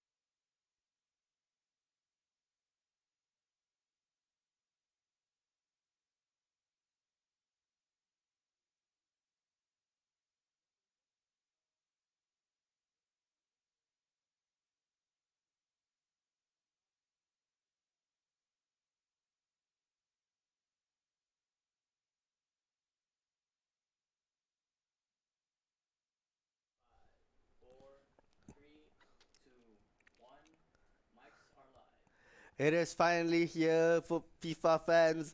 It is the grand finals, the absolute grand finals, the last two here of the MyRepublic Gamer Arena FIFA 20 Ultimate Team Tournament. We have two players, Phoenicia and Exi. Top rated player versus the absolute underdog who came through the qualifying tournament just yesterday. Looking at the points, it is, if you base it just on the points, it's obvious that Exi will get absolutely trashed. But when they came up against each other in the round robin, Exi actually prevailed. So will Exi carry on that form in this final match against Phoenicia? At stake is 5,000 US dollars as the grand prize. The second place, whoever is defeated in this match will get $2,000. That's 3,000 US dollars. It is nothing to sniff at. Still a great prize, but you know, everyone wants to be champion. All right, we are going to go into the game itself. It will be a best of 3. Evil SWAT, what are your predictions for this match? Well, both of these two players arguably have definitely have earned the right to be in these grand finals here. Phoenicia has a whopping 620 points in the qualifying rounds after 7 weeks, and that is taking into account that he missed the last week. So in 6 weeks, he's earned 620 points. He has won at least second place, if not first, in the first 5 weeks. He just participated in the last week. And the fact that he could just skip the last week and still be on top, he's the only player in all the 120 over players to score more than 600 points. Then again, Eggsy has, the way he qualified was only via a last-minute, last-chance tournament held yesterday. He only qualified with 270. Sorry, he went through the qualification phase with only 275 points in 8th place, but he went through this last-chance tournament, beat 7 other people and earned his way to the top 4 here, and he has just wiped the floor with the other 3 opponents in this tournament, and he has definitely earned his place here in the top 2 of the tournament. So which way is it gonna go? I'm not so sure. I hope it's Eggsy. I think it's gonna be Eggsy because of the form factor that he has had for the past few games here, but Phoenicia has shown that he has what it takes to be champion. He definitely has. So indeed, the Cinderella story is definitely Eggsy. So, you know, if you were going to go on the basis of the people's champion, who you would want to win, I guess it would be Eggsy. But right now, as it stands, it's too close to call. I'd say that maybe Phoenicia is the best defensive player we have. But then again, having said that, he was defeated previously by Eggsy as well. So, will Eggsy's exciting attacking style be able to get him the crown? Let's see. It's the best of 3. This is the first match. Phoenicia is in the white, Eggsy is in the purple-blue color, and let's hope for an exciting match ahead. That's right. Well, Eggsy is on the ball right now on the left-hand flank. Kieran Tierney showing some speed ahead of Neymar here, finding lots of space on the left flank. Will he go for a cross? Cuts it back, in fact, with nobody here to support. Plenty of people inside the box. Ruud Gullit outside the box here and gets a foul, draws a foul of Patrick Vieira, and in fact a yellow card for Phoenicia right now for Patrick Vieira. And here comes Eggsy on the ball. Is he going to go direct? Will he go for a pass? 3-man stands over the ball here. Might go direct actually with Ruud Gullit actually evading the ball. Here comes the pass. Gullit's in an offside position unfortunately and lays it off to Eusebio. Here comes Ikone, a surprise pick but an efficient pick for Eggsy as the ball goes forward and well defended in fact by Phoenicia. Easily defended. There was nothing doing in that free kick after the minutes-long build-up for the free kick. But in any case, here comes Eggsy finding some space on the right with Daniel James. Does he pick it out? Yes, he does. Daniel James on the right. However, he's all alone. A driven through ball there. Oh, the goalkeeper almost there playing things dangerously, but Phoenicia manages to get the ball out of defense. A little squirrely there by Phoenicia, especially when they play with the goalkeeper.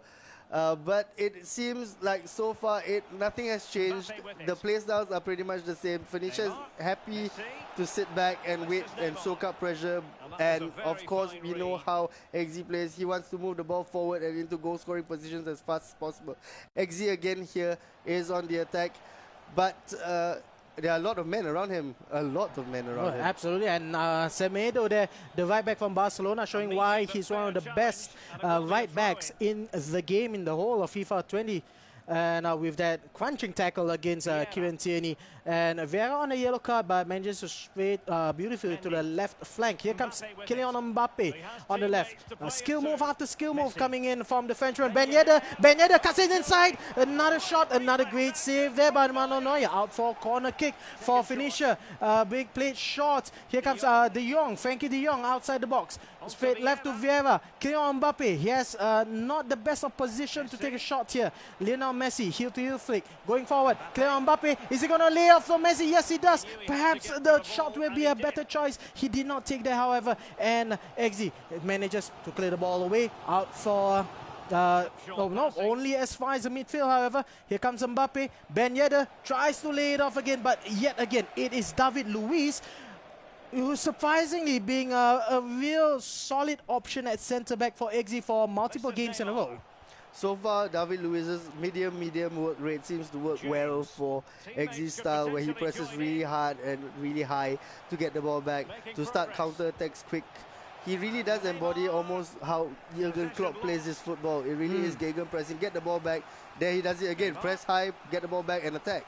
Yep, Ikone now on the ball. Here comes Gullit outside the D. Oh, 2 ball. Surely that's offside, however. Unfortunately, Neymar in an offside position. But yet again, we saw that vision. It's that killer vision from XG that's been threatening in the past 3 games. Oh, my goodness. A mistake by the goalkeeper. And he passes it straight to XG, who scores the goal here. You know, unlucky as it be, a goal is a goal. 1-0 ahead for XG.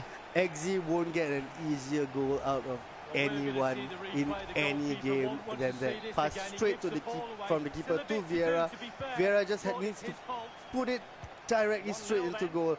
It is 1-0, but you know, it's more unfortunate than deserved. But as it stands, XG is 1-0 up. I think that Phoenicia will be terribly disappointed by that decision. Absolutely gutted with that. He will be kicking himself. That's one of the mistakes, the easiest type of mistake you do not want to make here. Here comes Ikone on the attack. Another tackle, unfortunately called by the referee as a foul.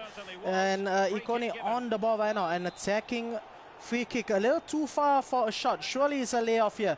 Eusebio making the run.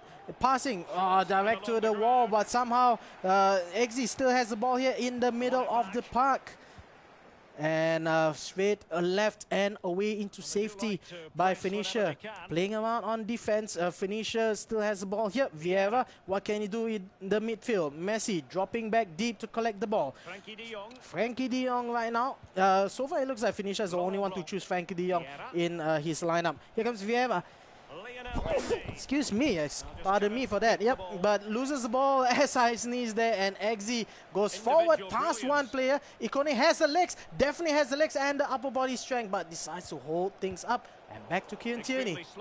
So, people, just in case you were wondering how that happened, the goalkeeper passing it like that, do not try to skip FMVs or the videos with your pass button. That always ends up happening. So that's just a little tip for those of you who that happens to always. Right now, Ikone is barreling down the wing. Ooh, heavy touch there. He's probably not the best when it comes to his fine touches, but the ball is still with XG. XG gives it away. Will this be a counter attack from Phoenicia? Yeah. Not his style though. Not at the moment, because it's not his style to go forward in counter attacks. He just brings it back. He will bring it forward and then cut it back for the pass. Here comes Lionel Messi on the left flank. No less than 2 defenders around him, but we've seen the little magician do magic. Not this time, however. This Neymar bringing the ball forward for XG. Ooh, the tackle there by Frankie de Jong will earn him a yellow card. So he's the second player for Phoenicia's team to earn a yellow card apart from Patrick Vieira early on. So far only 3 players have been cautioned. Patrick Vieira, Sergio Ramos twice, and Frankie de Jong. So all in all, pretty clean tournament so far. Except for that obvious red card. That was bad. Yeah, harking back to that was bad. As it stands right now, Patrick Vieira is the difference maker with that easy tap-in goal. I think looking back at it, Phoenicia will probably be shaking his head in dismay. What did I choose to do? What did I choose to do? It's one of those mistakes that I'm sorry to say, at this highest level of gameplay, that is a schoolboy mistake to make. It is a very simple mistake to make, and you know, in a perfect world, you will want the game developers to make sure that pressing the button choice to skip the FMVs and all the movies will be a different button, but as it stands now, well, you got to be careful with what you press to try to skip, and well, it was a lethal mistake there for Phoenicia, but he gets into a goal scoring position, and a heel to heel flick with some Ben Yedder, left foot, right foot, he does it all, and he scores yet another goal for Phoenicia. 1 goal each. Definitely the player of the tournament so far. Wissam Ben Yedder has been absolutely everywhere. Doesn't matter which team he's playing for, Wissam Ben Yedder scores them. And as even so I said, left foot, right foot, it doesn't matter. Only thing we haven't seen from him today is a header. And if I do see a header from him, I'll be certainly very surprised. Well, one goal each at the moment here. Honest even right now. Finisher having conceded that highly unlucky goal in the first half and now has clawed his way back with that brilliant goal from Wissam Ben Yedder. And looking at the past statistics here, most of the goals that Finisher scored, actually almost all of the goals that he has scored has been through Wissam Ben Yedder, with the exception of Lionel Messi's one goal in the first match of his tournament here. So that's an absolute peach of a pick there by Finisher to select him as his main striker. In any case, here comes Finisher as well on the right flank. Messi finding some space. Kylian Mbappe, who's not have the best of times in attack, and his streak continues to do so here. 55 minutes have elapsed, and again, still even at 1-1. Searching ball forward finds absolutely nobody other than Rafael Varane, the defender for Finisher, as the ball goes safely away out of defense. Right now, Finisher is doing well to stem the counter-attacks that seem to come relentlessly from XZ. But the problem being is that he has no opportunity to counter it themselves, because all his players are in the box. They're all waiting and they're all trying to cut out the space. The only thing is, if Finisher gets the ball, which he does right now, there's no one forward for him to go to. Yep. Yeah, beside, oh, shoot. It's, oh, I thought he was going to go for a pass there. That was almost a killer through ball, if not for the body of the defender for Finisher. And again, Finisher been let go pretty easily there. We got a pause coming up from XZ, as I expect a few changes in personnel or tactics from him. Again, does not have quite the luck in attack ever since the start of the second half. Here comes Vieira. Lots of space around him for Finisher. Vieira still looking for an option. He does find one with Ben Yedder. Here comes Lionel Messi. Lays it off. Lionel Messi on his left foot. And he buries it to the left corner there. 2-1. And Finisher manages to claw back from being a goal down. He's now ahead by a goal. Messi with that goal there. You can never overstate again that left foot. That magical left foot from the little magician from Argentina. Barcelona's talisman, Argentina's talisman. The moment he gets the ball and it unleashes that shot from his left foot, he can curl it and pick whatever spot he wants to. And he has done exactly that right now. Right now, Finisher is in the ascendancy. But,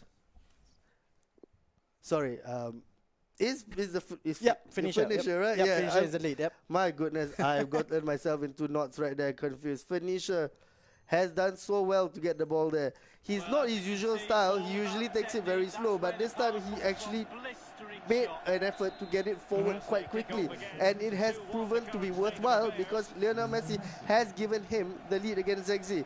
Can XZ now pull something out and come back in this match? There are 20 odd minutes left. There's still time, but he first needs to get the ball back away from Finisher. Yeah, it doesn't look that great right now for XZ because he's not had the best of times in attack. Here comes Neymar on the right flank. Messi yet again with a snapshot with his weaker foot.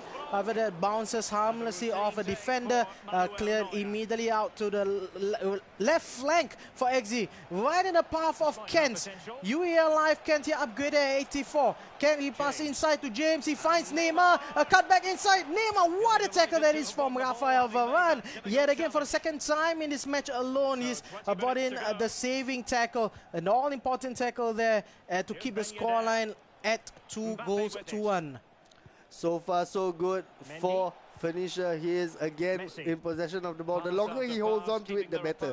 All he needs to make sure is he doesn't give away the ball in an attacking possible position for XZ, because XZ, we've seen it so far, he's lightning quick when it comes to his counters. But right now, Finisher is doing well, holding on to the ball at all costs, trying to win the ball back high as well, because he knows how dangerous his opponent can be in possession.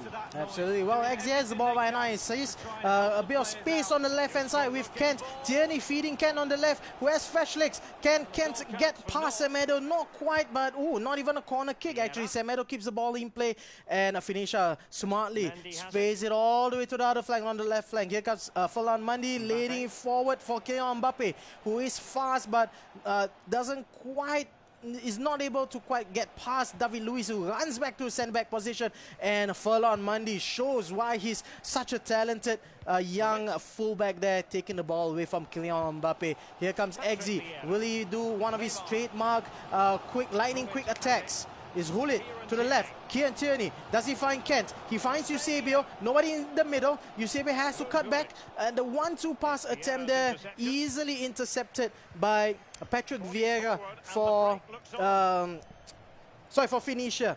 Laying it forward is Mbappe. Pausing a little on the left flank. Too long, however, as the ball gets dispossessed away from Phoenicia. Coming into the 83rd minute. And again, Eggsy tries to attack that left flank. Here comes Eusebio.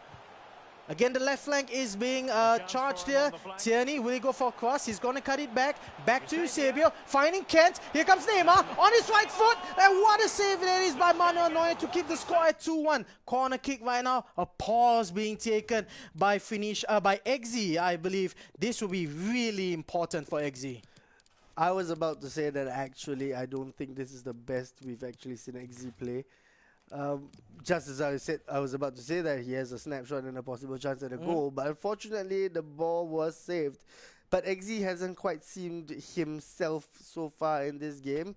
No fancy flicks and tricks. He might be a little bit nervous now because he's getting close to that prize pot, to that $5,000 grand prize. Is it affecting him? Maybe it is a little bit, because I think that he's not playing as freely as he normally would be. But let's see what happens from this corner kick that's about to happen right now. Yep, we are seeing quite a number of tactical changes here for both sides, I believe. I didn't quite catch any substitutions on Phoenicia's half here, but I would be a little surprised if Eggsy doesn't bring on more additional reinforcements, especially to his right side or in the middle of the park. He's definitely attacking down the left flank, Eggsy. Of course, with the speed of Tierney as well as Ryan Kent, it's quite an obvious route. Here comes a corner kick, and this substitution is Saint-Maximin up for Daniel James. Kent being brought on from Mbappe for Phoenicia's side. And another corner kick to be taken for Eggsy. Will he take it short this time? Seems to be gunning for another long pass.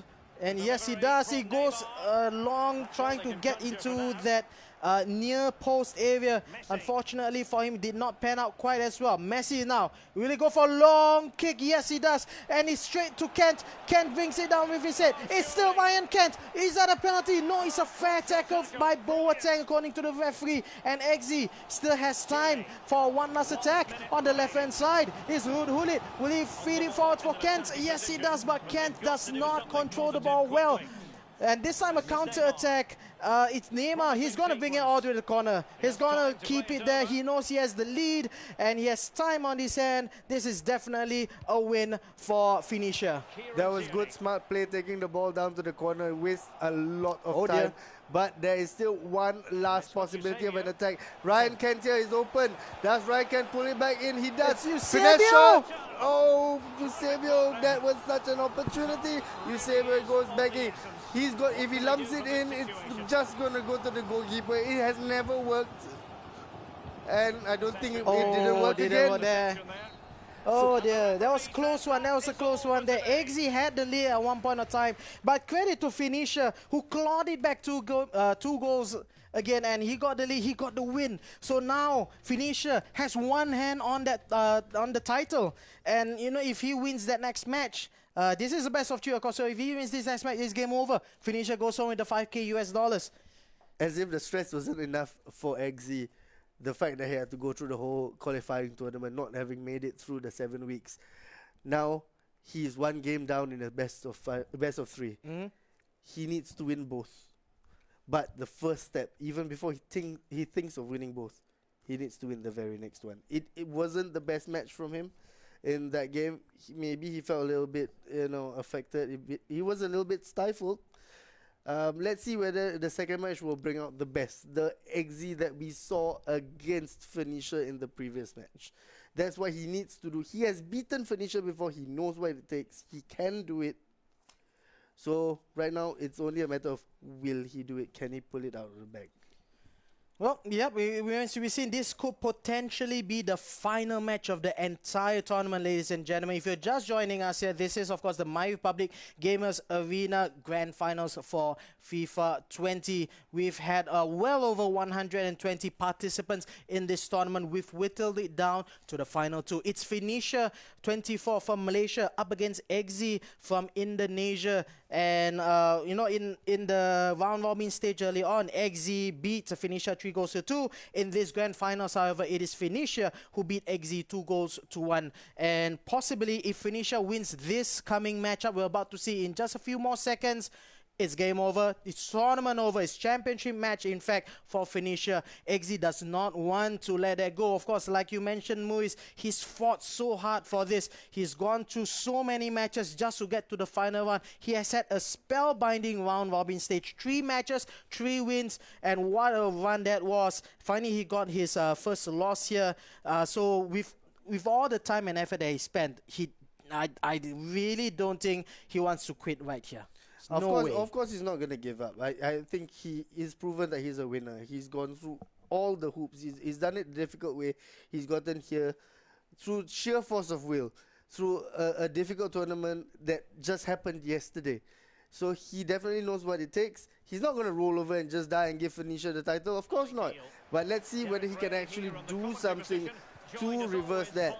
Right now, he is playing in the white Exi from right to left, and from left to right in the black is Phoenicia. Phoenicia now plays it wide to Semedo. Semedo bringing it down. Does he go all the way and cross it in? Of course they don't, because nobody does crossing now.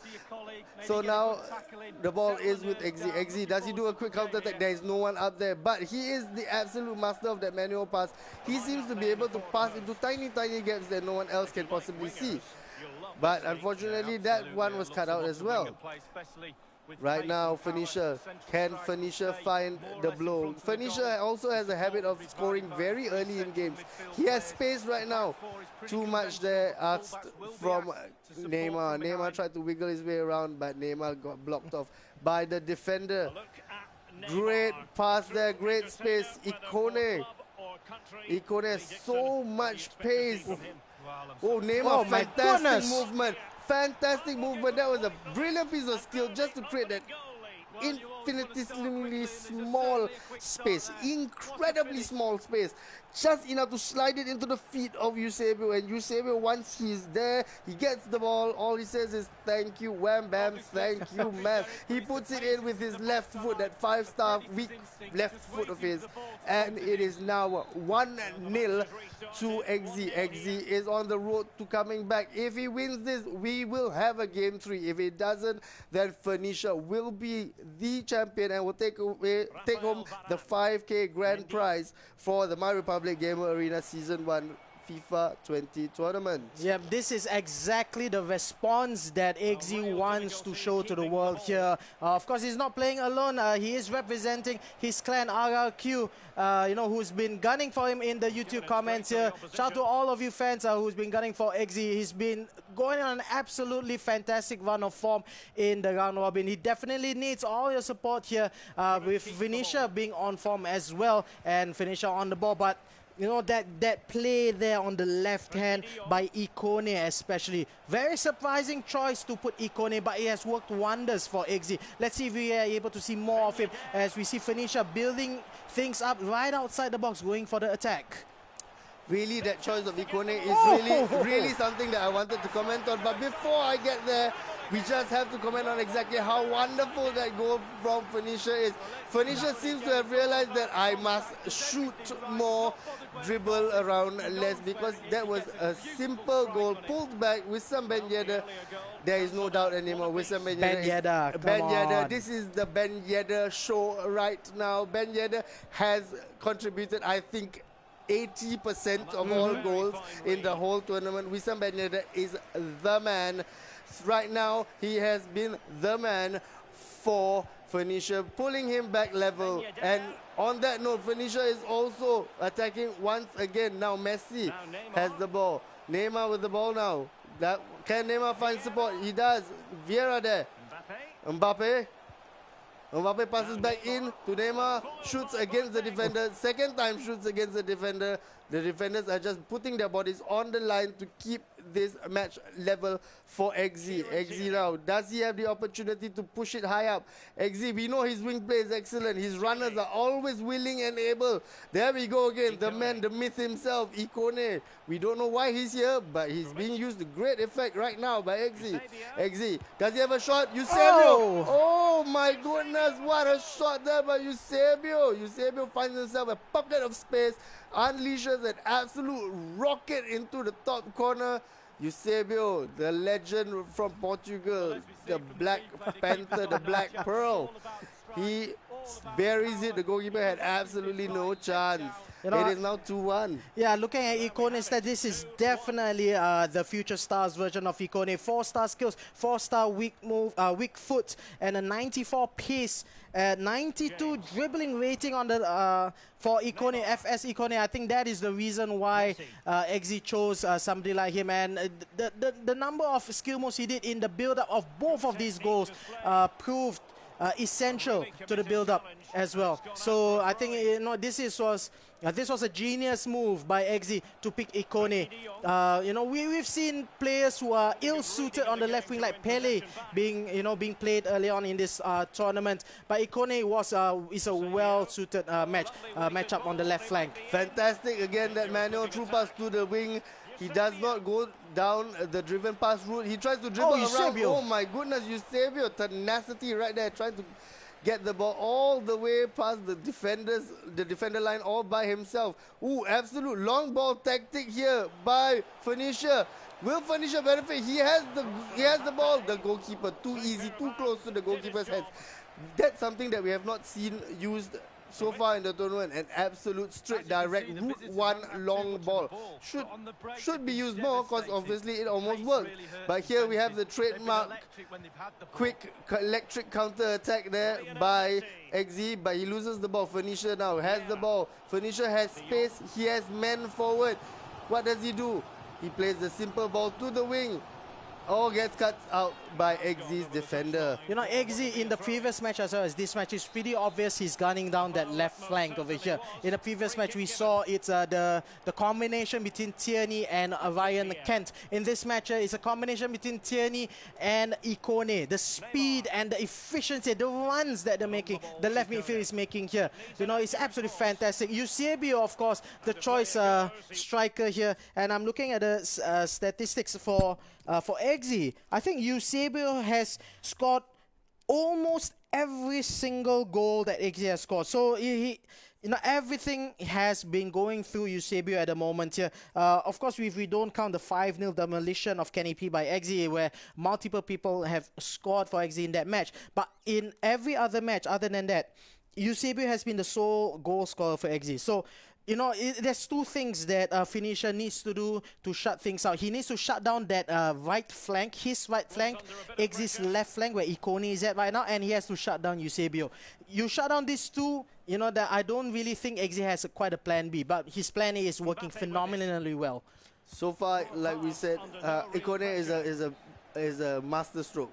It's not someone that normally people would choose. It's not the first choice. It's not the first choice. Nobody would have thought of it. He has found someone that fits his playstyle so perfectly well. But in equal sense, shut down Phoenicia's Wissam Ben Yedder, and Phoenicia doesn't have much of an option either. So right now they're hinging on their 2-star men. But right now I think holding on to the ball, as it seems, Ikone is the man that he keeps going to, because Ikone can hold up the ball. He's strong, he's big, he's fast. When he gets tired, who comes on? Ryan Kent. Pure speed. So right now, he has a plan B. It's just the plan B needs to wait for Ikone to get tired. So right now, Phoenicia is attacking. Phoenicia's patient build up there. He's not rushing it. He knows he has time. He's trying to find pockets of space. There is space for Mbappe to turn, but fantastic save there by the goalkeeper. I think that is Manuel Neuer keeping the ball out. Messi is absolutely devastated. He's tired already. So I think Messi needs to come off. But as it stands right now, it is a fantastic match. 2-1 at halftime in favor of XZ. XZ playing well so far. It's not over yet. That's still a whole other half. Let's see if Phoenicia can get back into the game. Phoenicia now is defending the kickoff. The kickoff is taken by Exi. Exi with Neymar now. Neymar crosses it long. This is another feature of his gameplay. He switches flanks at will on a whim and sends his runners, willing runners down the line. Daniel James up against Mendy. Daniel James goes back, finds Mbappe. Oh, sorry, finds Mendy. My goodness, I'm getting myself tied in knots. It's been a long day, ladies and gentlemen. Eyes are getting all crossed.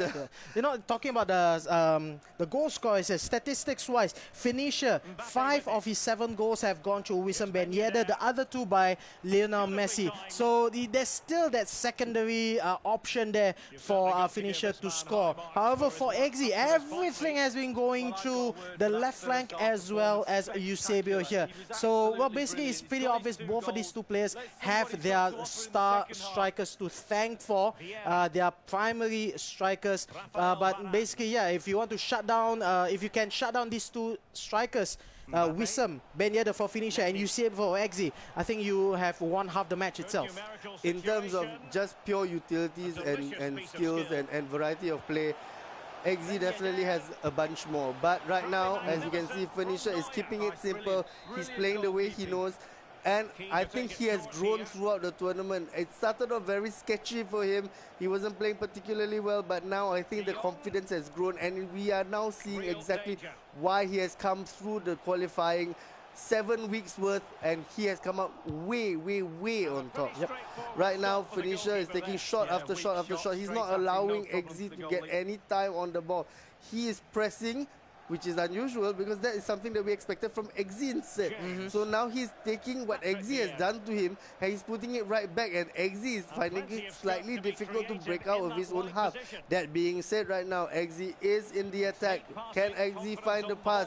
That might be a lucky bounce. Oh, that was a snapshot. That is another example of the affliction we mentioned previously. The ball bounces right off the goalkeeper into the waiting path of the left boot of Eusebio. Oh, it's Neymar. Oh, is it Neymar? It's Sorry. Neymar. Oh, it's Neymar. Sorry, it's Neymar. Says thank you. Second time I won't miss again, especially since you are now on the floor. Goalkeeper had no chance, couldn't move. Neymar gets it, and now the score is 3-1 in favor of Exi. Exi seems to be cruising it so far. Almost. Why do we always end up saying things just before they give the ball away? But now Phoenicia is with the ball. Phoenicia with the Mbappe. Nice through pass there from Mbappe to Messi, but unfortunately Messi didn't quite have the legs to get there. Messi is known for having pretty bad stamina in the game, so he is quickly wearing out. Not of course saying that he is not a great player, but right now this is another man with huge legs. And in legs, that mean that he has huge stamina. Daniel James, he can run all game long, but unfortunately there he just ran into a brick wall. You see, here's the thing for Phoenicia here. Yeah, it is arguable to say that Messi might be a prime candidate to be subbed off because of his stamina. But one player who has not pulled his weight is Kylian Mbappe. He's not been doing that much in terms of build-up. His finishing is pretty atrocious in this match for some reason whatsoever. And we might even see another goal here. 4th goal, unfortunately for him, is not quite there. So basically what I was saying early on regarding Kylian Mbappe, his build-up is not that great. And I think there's better options for Phoenicia to use. So I think if there's any substitution that be going on, my pick will be for Mbappe to be brought off, because Mbappe has not been doing all that much in his game at the moment. Mbappe does bring fearsome speed though. Phoenicia, what a move! That was absolutely delightful the way he pulled it back. And then again, who else would it be other than Wissam Ben Yedder? It is Wissam Ben Yedder again, putting the ball into the goal there. For Phoenicia, it gives Phoenicia a chance now. It is a glimmer of a hope. There are like 18 minutes left, maybe 20 with added time. 1 goal away. He can bring it to extra time. He has still work to do. He still has 1 more goal to get. But right now, Wissam Ben Yedder is his absolute talisman. Anything that Wissam Ben Yedder touches in or about the goal area, he puts it in for Phoenicia. Yeah, and plan B is in effect right now for Exi, as Ikone has brought out, and for who else other than Ryan Kent. Here is on the ball right now. Kent, we've seen how lethal he can be with his speed. And of course on the other flank of his Daniel James. Unfortunately, just at that moment, offside. But still, now you have two amazingly blistering fast players on both flanks for XZ. He has the lead. If his scoreline stays easy, he will force a tiebreaker third match. That is something that Finisher does not want to do so here. He wants to make sure he gets an equalizing goal, but he needs a lot of defend. Oh, that was really strange there from XZ. Perhaps he's trying to do some sort of fake shot which did not come out. But like I was saying, Finisher does not want to go to a third match. He needs to finish this, because once XZ has that form, that run in him, he's pretty much unstoppable. He doesn't want to give the momentum away to XZ right now, because if XZ gets the momentum going into the third match, it is his match to win. It's his match, because anyone who carries momentum, and we all know, we've seen this so many times in various gaming tournaments, whoever won the last game is more likely to win than the guy who just lost. In this case, XZ is though hanging on. There is only 8 more minutes. XZ is going to run the ball down with Mendy. It's Mendy versus Mendy. Mendy, he's going backwards, in fact. He's just holding on to the ball at all costs. Oh, that was an absolutely brilliant back heel. If he had pulled that off, that would have been absolutely magical, because the striker was running there clean through, nobody there. But unfortunately, the defender was wise to it. He just stood there and the ball just flicked off his shins. A substitution here for Finisher, and what I mentioned earlier on, Finisher did take into account Mbappe is being brought off right now. It's Ryan Kent who's brought on for Finisher, as he is trying to push forward for the equalizing third goal. He needs to score his equalizing third goal within the next 7 to 10 minutes of regulation time, because if he doesn't, he loses this match. We'll go to a tiebreaker third match, where I really suspect XZ will have the momentum to bring him to the championship. So we have one substitution here for a Finisher. It is exactly who I called for. It's Ryan Kent on for Kylian Mbappe, who's not been having a good game at all whatsoever, in fact. So hopefully this will be the impetus for Finisher to launch a riposte, a counter, and get that equalizer goal that he so desperately needs. And here comes that substitute himself. It's Ryan Kent. Is being forced to go outside. However, still Ryan Kent again, sticky ball, still keeping it to the right side. De Jong, Messi not able to do so, and again brought out by defense. Will it be time now for XZ to just run down the clock? It doesn't seem like a very XZ thing to do. So far we've seen that he always wants to get another goal, but things like that make it iffy, and when it makes me question whether the right thing to do is to go for another goal. If he had just gone and run down to the corner, the ball would be in his possession. Having said that, he does win it back quite well. Ball is now with Patrick Vieira. Right now, the best thing to do is to... Oh, that is a fantastic manual through ball. Does he chip the keeper? He does not. Unfortunately, he doesn't get there in time. But my goodness, what a manual lock-through pass. That is only possible with a manual lock-through pass, which I think he has absolutely mastered. Unfortunately, he didn't get the goal. Fortunately, though, he still got the win. He still got the win. It's enough. It's 3 goals to 2 in favor of XZ. So because of that, he has forced a tiebreaker third matcher up against Finisher. Finisher did win the first match 2 goals to 1. Match number 2 you just saw is XZ who beat Finisher 3 goals to 2. This is it, ladies and gentlemen. Game number 3, the final tiebreaker. Whoever wins this match will go home with no less than $5,000 US. Convert that to Indonesian rupiah or Malaysian dollars. Do you know how many cars you can buy with that?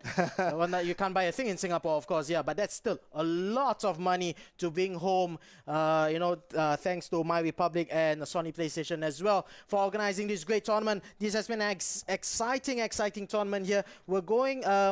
Are we taking a break, or are we going straight into the next match? We're going to go straight to the final match here between XZ and Finisher. The players are ready. The players are in fact loading the game right now here. This is it, Moise. Game number 3. It's all or never. Both of them deserve to be in this game here, but there can only be one. It has been absolutely exhilarating, and it has been exhausting for us watching it. We still don't know who is going to go and win this. It's up there in the air. Anyone could possibly get it. Right now, the ball has been kicked off by XZ. XZ now, he has the momentum. He is on the ball right now. Will he use this momentum to get him the championship? He would be the Cinderella story, having gone through all the way to qualifying. Didn't quite manage to get the top 3 to automatically qualify. Went through the qualifying tournament just last night, managed to get the wildcard entry in, and now he is in the grand finals. XZ in white, black is Phoenicia. So Phoenicia on the ball right now, playing from right to left, and his opponent XZ playing from left to right in the white and blue. And well, formations wise, 4-2-3-1 against 4-3-3. Let's see how it pans out here. Here comes Lionel Messi in the middle, inside left forward position, forced to go back to Vieira because a number of defenders ahead of him, too many. And he spares it left to Mbappe. Will Mbappe have a better run at things this match? He was pretty much ineffective in the last match. Mendy now on the left. Again, very high pressing from XZ here. But Messi finds the ball outside the box. Ben Yedder forced to go back to Messi again. Neymar trying to feed Ben Yedder, who gets a tackle in. However, it is XZ with the clearance. Again, we see David Luiz there doing his job, and absolutely brilliant, inspired choice by XZ. Now, XZ always does this. He takes his man right down to the middle, right down the wing, sorry, and then passes it into the middle. His white players are absolutely devastating. They are incredibly fast, and they never seem to tire. And when they finally do, there are reinforcements that will come in to help them as well. Yeah, Ruud Gullit on the left flank now for XZ in the white attire. Here comes Kieran Tierney. Tierney's partnership with Ikone has been phenomenal on the left flank. And here is Ikone himself. Back to Ruud Gullit. Will he lay left or right to Vieira? He does. Trying to find space. James to Eusebio. Neymar with a shot off, blocked off, and goes away for a corner kick. So far so good from both teams. Nobody has conceded yet. But in the ascendancy and in the attack right now is Ikone. It's Ikone from outside the box. Ikone lays it to his left foot, smashes it to the top corner. 1-0 for XZ. He's doing it right now. He might win the tournament. Jonathan Ikone, the surprise choice. So far, he's been electric down that wing. He has been giving the assist, but now he decides, nope, this is my time. I'm about to smash it into the top left corner and claim my goal. Jonathan Ikone, fantastic choice there. Unusual choice by XZ, but it has been truly, truly justified. I think the stock for Jonathan Ikone's prices just went up here. He's being shown how efficient he can be, not only on the left flank, but also just outside the box as well. There's a smashing finish to the top left bin there, and well, there's fantastic again choice by XZ. He has the lead right now, 1-0. Finisher on the ball, trying to find the equalizer. Well intercepted by Ruud Gullit. Here comes a counter attack. XZ trying to double his lead. Jonathan Ikone, the goal scorer, on the left. Nobody around him at all. Nobody's even attempting to stop him. Here comes Eusebio, prime goal scorer of XZ. Lays it forward. Daniel James on the right flank. He's going to cut back. Tries to cut back, but well defended by Mendy as he brings the ball out to Kylian Mbappe. Exciting attacking moves here by both of the players, and it's XZ with the goal lead, however, but we might see an equalizer coming close for Phoenicia. So far, Phoenicia still holding on to the ball. He has an option. Oh, a little too cheeky there, but what a pass there. David Luiz, unfortunately this time, does the wrong thing and takes his attacker down. This could be a direct free kick here. However, we got Messi as well as Neymar lining up for a shot. It's a layoff to Messi's wrong boot. However, should be laid off to his left boot. Neymar keeps it in possession, in play. De Jong goes back to Mendy. Back to De Jong. Messi trying to feed Wissam Ben Yedder. Unfortunately, well tackled and well intercepted by XZ again. Here comes Daniel James on the right flank. Mendy, can he get a pass to James? Decides to go down the middle instead. James with the turn, not getting past Mendy at all, and Mendy doing really well there. Keeping Daniel James at bay. Frankie De Jong on the middle. Mendy on the left, trying to find options. Nobody's opening up. Here he does find Neymar. Still on the left flank, unable to cut inside. Back to Mendy. And still Mendy holding up the ball, trying to just coax the defense out of position. Here comes Wissam Ben Yedder. We've seen him on his left foot. Ben Yedder again on the left foot, however, not as clinical as one would like him to be, directly to the goalkeeper. Right now, XZ takes the ball. It's a fantastic counter-attack. Here's Ikone. We know how much he loves to run down the flank with Ikone. But unfortunately, his touch is not quite the best. Finisher now. Finisher gives the ball away in a dangerous position. Can he capitalize? No, XZ cannot. Finisher still has the ball. Finisher coming out now. Finisher is just going to wait till his players run forward. Finisher is calm right now, even though he is trailing by 1. Yeah, he's playing really patiently now, even though, like you mentioned, he is trailing by 1, but he's not rushing for. He knows he has plenty of time to build up. It's only the 38th minute, but of course you can't play it like that, however, Finisher, and expect to win. You got to keep the ball in close contact with you at all times. Here comes Patrick Vieira for XZ as yet another long launch ball forward, looking for Daniel James and finding this target. Daniel James just barely keeping in the play, but well defended by Finisher. Somehow no corner kick considered there. 41 minutes have elapsed in this match, and what a through ball to the right hand flank. Neymar, not the fastest in the game, but still very, very speedy as well. Comes Neymar all the way inside, tries to go for a driven pass towards Lionel Messi. Unfortunately blocked by a defender. However, the ball is still not cleared out of danger. Kylian Mbappe trying for a killer pass, trying to feed Wissam Ben Yedder. Unfortunately, he's not that great as well in the passing. Ben Yedder again, Mbappe again, not having a best of times. Here comes Daniel James. It's end-to-end stuff here, ladies and gentlemen. It's Neymar on his left foot, blocked again by the defender. End-to-end stuff, non-stop. Will there be halftime soon? It will, but Messi tries to feed back inside, cut out. Ooh, attack after attack, but in the end, the scoreline still remains the same. 1-0 ahead for XZ after that smashing goal by Ikone. I am so glad that halftime arrived, simply because I think my co-commentator was about to pass out from the end-to-end stuff. Absolutely nail-biting stuff right there at the end. From one end to the other end, attack after attack after attack. The only thing that didn't happen during that sequence is a goal. So unfortunately, for Finisher, XZ still is in the lead 1-0. But now Finisher has the whole of the second half to get back to where he needs to be. Can Finisher take the tournament away from XZ right now? Finisher has to win this. XZ has to win this. This is the absolute last game, the best of 3. This is the 3rd game.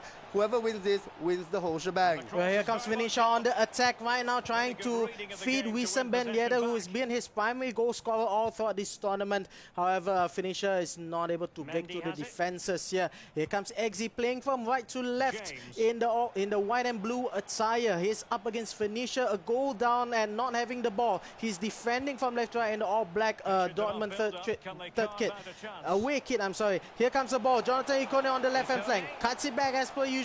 All the way back to Patrick Vieira.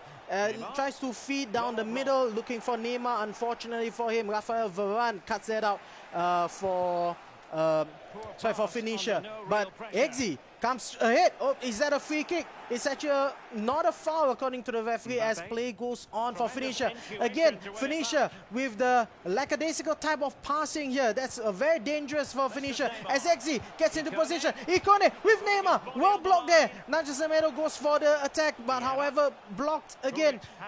Hulit, Neymar on the left flank. Oh, what a cutback! What a save that is by the goalkeeper. If he had gone for the far post, maybe that would have been a goal, but as it stands, it's just a corner kick. That, unfortunately, I'm not going to say it's a bad choice. It was a choice that he had to make in a split second, but unfortunately, because he went for the near post, the ball didn't go in. Had he tried to curl for the right-hand top corner, I think it might have gone in. But the fantastic thing was the sequence of play right before that. The passing, again, we can't stop gushing about just exactly how fantastic the passing is from XZ. XZ seems to know exactly where his players are going to be, and all the things that he tries seems to pull off time and time again. Unfortunately, this time, the only thing that was lacking is the end product of that play. Corner kick here by Phoenicia on the left-hand flank. The short option comes close, but he goes for the long option. Is Daniel James? Is he going to go for a long range shot? He pauses outside the box. Here comes Neymar in a dangerous position. Is he going to pass to Ikone? Back to Neymar. It's Eusebio who tries to feed the man in the middle there. Unfortunately for him, it does not play out the way he wants it to be. Probably a long through ball there. It is looking for, of all people, Frankie de Jong. However, he's not the fastest of players on the field up against Hullit. There's no way he's going to win that battle of the foot race. Here comes Messi on the middle. Mbappe feeding Neymar. Back out, does not see an option. Frankie de Jong goes back. Here comes Wissam Ben Yedder. Neymar outside the box. Neymar with the finesse shot. Well saved by Manuel Neuer, out for a corner kick. He did try now to go for the finesse shot into the top upper corner, but unfortunately not enough to get past the gigantic frame of the German Manuel Neuer, arguably one of the world's best goalkeepers. Right now, Phoenicia is still attacking. Phoenicia with Mbappe. Mbappe tries to turn, but Mbappe has three men surrounding him. Now it's Neymar. Neymar passes to Mbappe. Does Mbappe have a shot? No. That is the wise choice. Take it and boot it away. Yeah, Mbappe is not having a greatest of games yet again. He was inefficient in game number 2 early on. Pretty inefficient in this match as well. I wonder, what Phoenicia sees in Mbappe. Unfortunately, is not really suited to the play style here. He needs somebody a lot more direct. Maybe he could try shooting with Mbappe for once, because his build-up play is not that great. Here comes another beautiful triangle pass here for Exi. Almost there at the end there, but unfortunately Neymar is injured.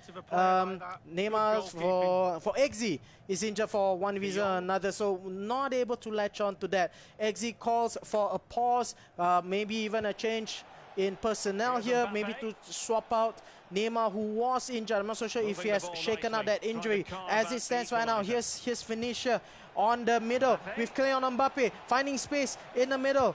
Forced to go back. Unfortunately for him, Frankie de Jong is not able to feed the attackers back again. Kieran Tierney on the left flank cuts it back to the middle. About only a quarter of the game is remaining in this matchup here, possibly in the whole championship.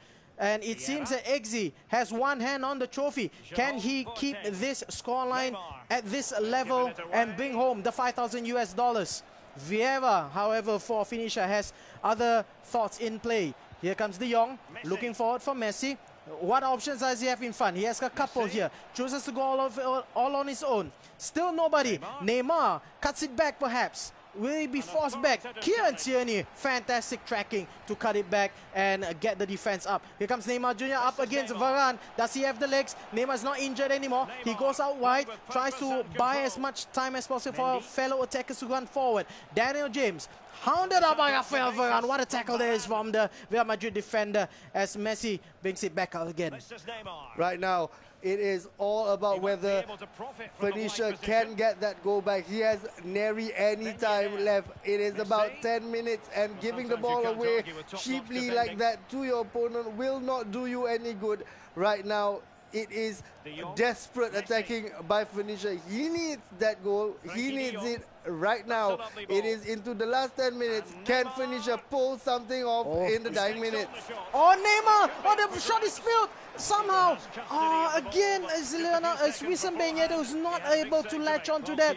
Luckily for Manuel Neuer, manages to catch that rebound. The shot, stinging as it was from Neymar, and it almost got the equalizer for Phoenicia. However, now it is Exi rampaging forward with nobody's to stop him on the left flank with Kieran Tierney.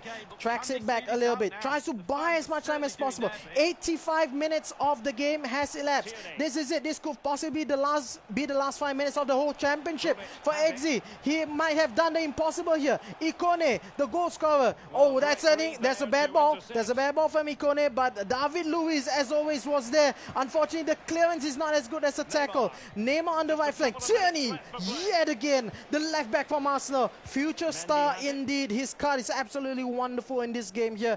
And it looks like Eggsy is going to try and buy as much time as possible coming into the end of regulation time. This is it. Only 2 minutes of extra time remaining. Ikone, oh, unfortunately, offside finisher. This is it. He only has about a minute and a half to go. If he doesn't score, he has lost the tournament, which he was leading for 7 weeks in a row. And that will be a horror show for finisher. As we can see the tactics here for Phoenicia, he's pushing everyone up. It is the most attacking formation he could possibly go for. I think it is 3-5-2? No, it isn't. What is this formation? What is it, 3-3-4? I've not quite seen this. I've never seen a 3-3-4 before. I don't think that it is it. But whatever it is, he is pushing absolutely everyone forward. He has a minute. He needs to lump it up. Hope, pray. This is the Hail Mary time, people. Yep. If there's going to be a Hail Mary play, it's going to be absolutely right now. Anyone that can attack or shoot is up front for Phoenicia. Phoenicia, absolutely last roll of the dice. If not, Eggsy has pulled it off. An absolutely Cinderella story from not having actually qualified through the 7-week tournaments. He has gone through the difficult route. He is so close. He smells it. He is a minute away. Can he finish the job? For his sake, I hope so. Everything hangs in this balance of this last play. Well, here we go, ladies and gentlemen. There was an offside call, about a minute left. Alansai Maximum comes in. This is the last throw of the dice for Phoenicia. Neymar Jr. Oh, that's too easy there. Well, given one last chance, is it too little? It is too little, too late. Ladies and gentlemen, against all odds, it is Eggsy who has won the tournament. The player who only managed to score 245 points and 8th place in the qualifying rounds is your champion for this season of the MyRepublic Game Arena FIFA 20 Grand Finals. This man from Indonesia, what a run, Muiz, what a run that he has done. He's actually gone and done it. My applause goes out to him. The mad lad has gone the whole way and won the whole thing. He has gone the difficult route, and he has come out on top. And to be perfectly honest, I think it's not undeserved. Nope. Some of the most beautiful FIFA 20 play I have ever seen, and I'm sure you would agree. Some of the best passing, some of the best. It's almost telekinetic, his passing, and in some games, while he scrapped it out, he still managed to get there, and he finally did it. And to make it even more confirmed that he deserves it, he beat the guy who came up top in qualifying. That's right. Well, commiserations to Phoenicia 24 from Malaysia. He has done so much hard work and great work in the qualifying rounds. Even in this tournament, the grand finals here, he has fought his way to 2nd place, going home with a cool $3,000. But the champion of the day, the name of the day, RRQ Eggsy from Indonesia, goes back with $5,000 as your champion for this season of MyRepublic Game Arena Grand Finals for FIFA 20. It's been a great day. It's been a very tiring day. Many matches that we've casted. Some good, some not so good, some brilliant. Some amazing. Yes, it's been an honor, and we thank MyRepublic for having us. I'm Wiz, and with me is... Yeah, I'm Ivo Swat. Ladies and gentlemen, this has been a fantastic round here in Season 1. Do stay around for Season 2 for MyRepublic. Do support us. Go head on over to the Facebook page for MyRepublic Gamer and give them a like as well. Shoutouts to Sony PlayStation 4 for supporting this tournament as well. Ladies and gentlemen, it's been a fantastic night here. I wish everybody the best of health in the current global situation as well. Do stay safe and stay connected over at EA Sports FIFA 20. We'll see you guys in the next season of Season 2 for MyRepublic Game Arena. Take care, everyone. Have a good night.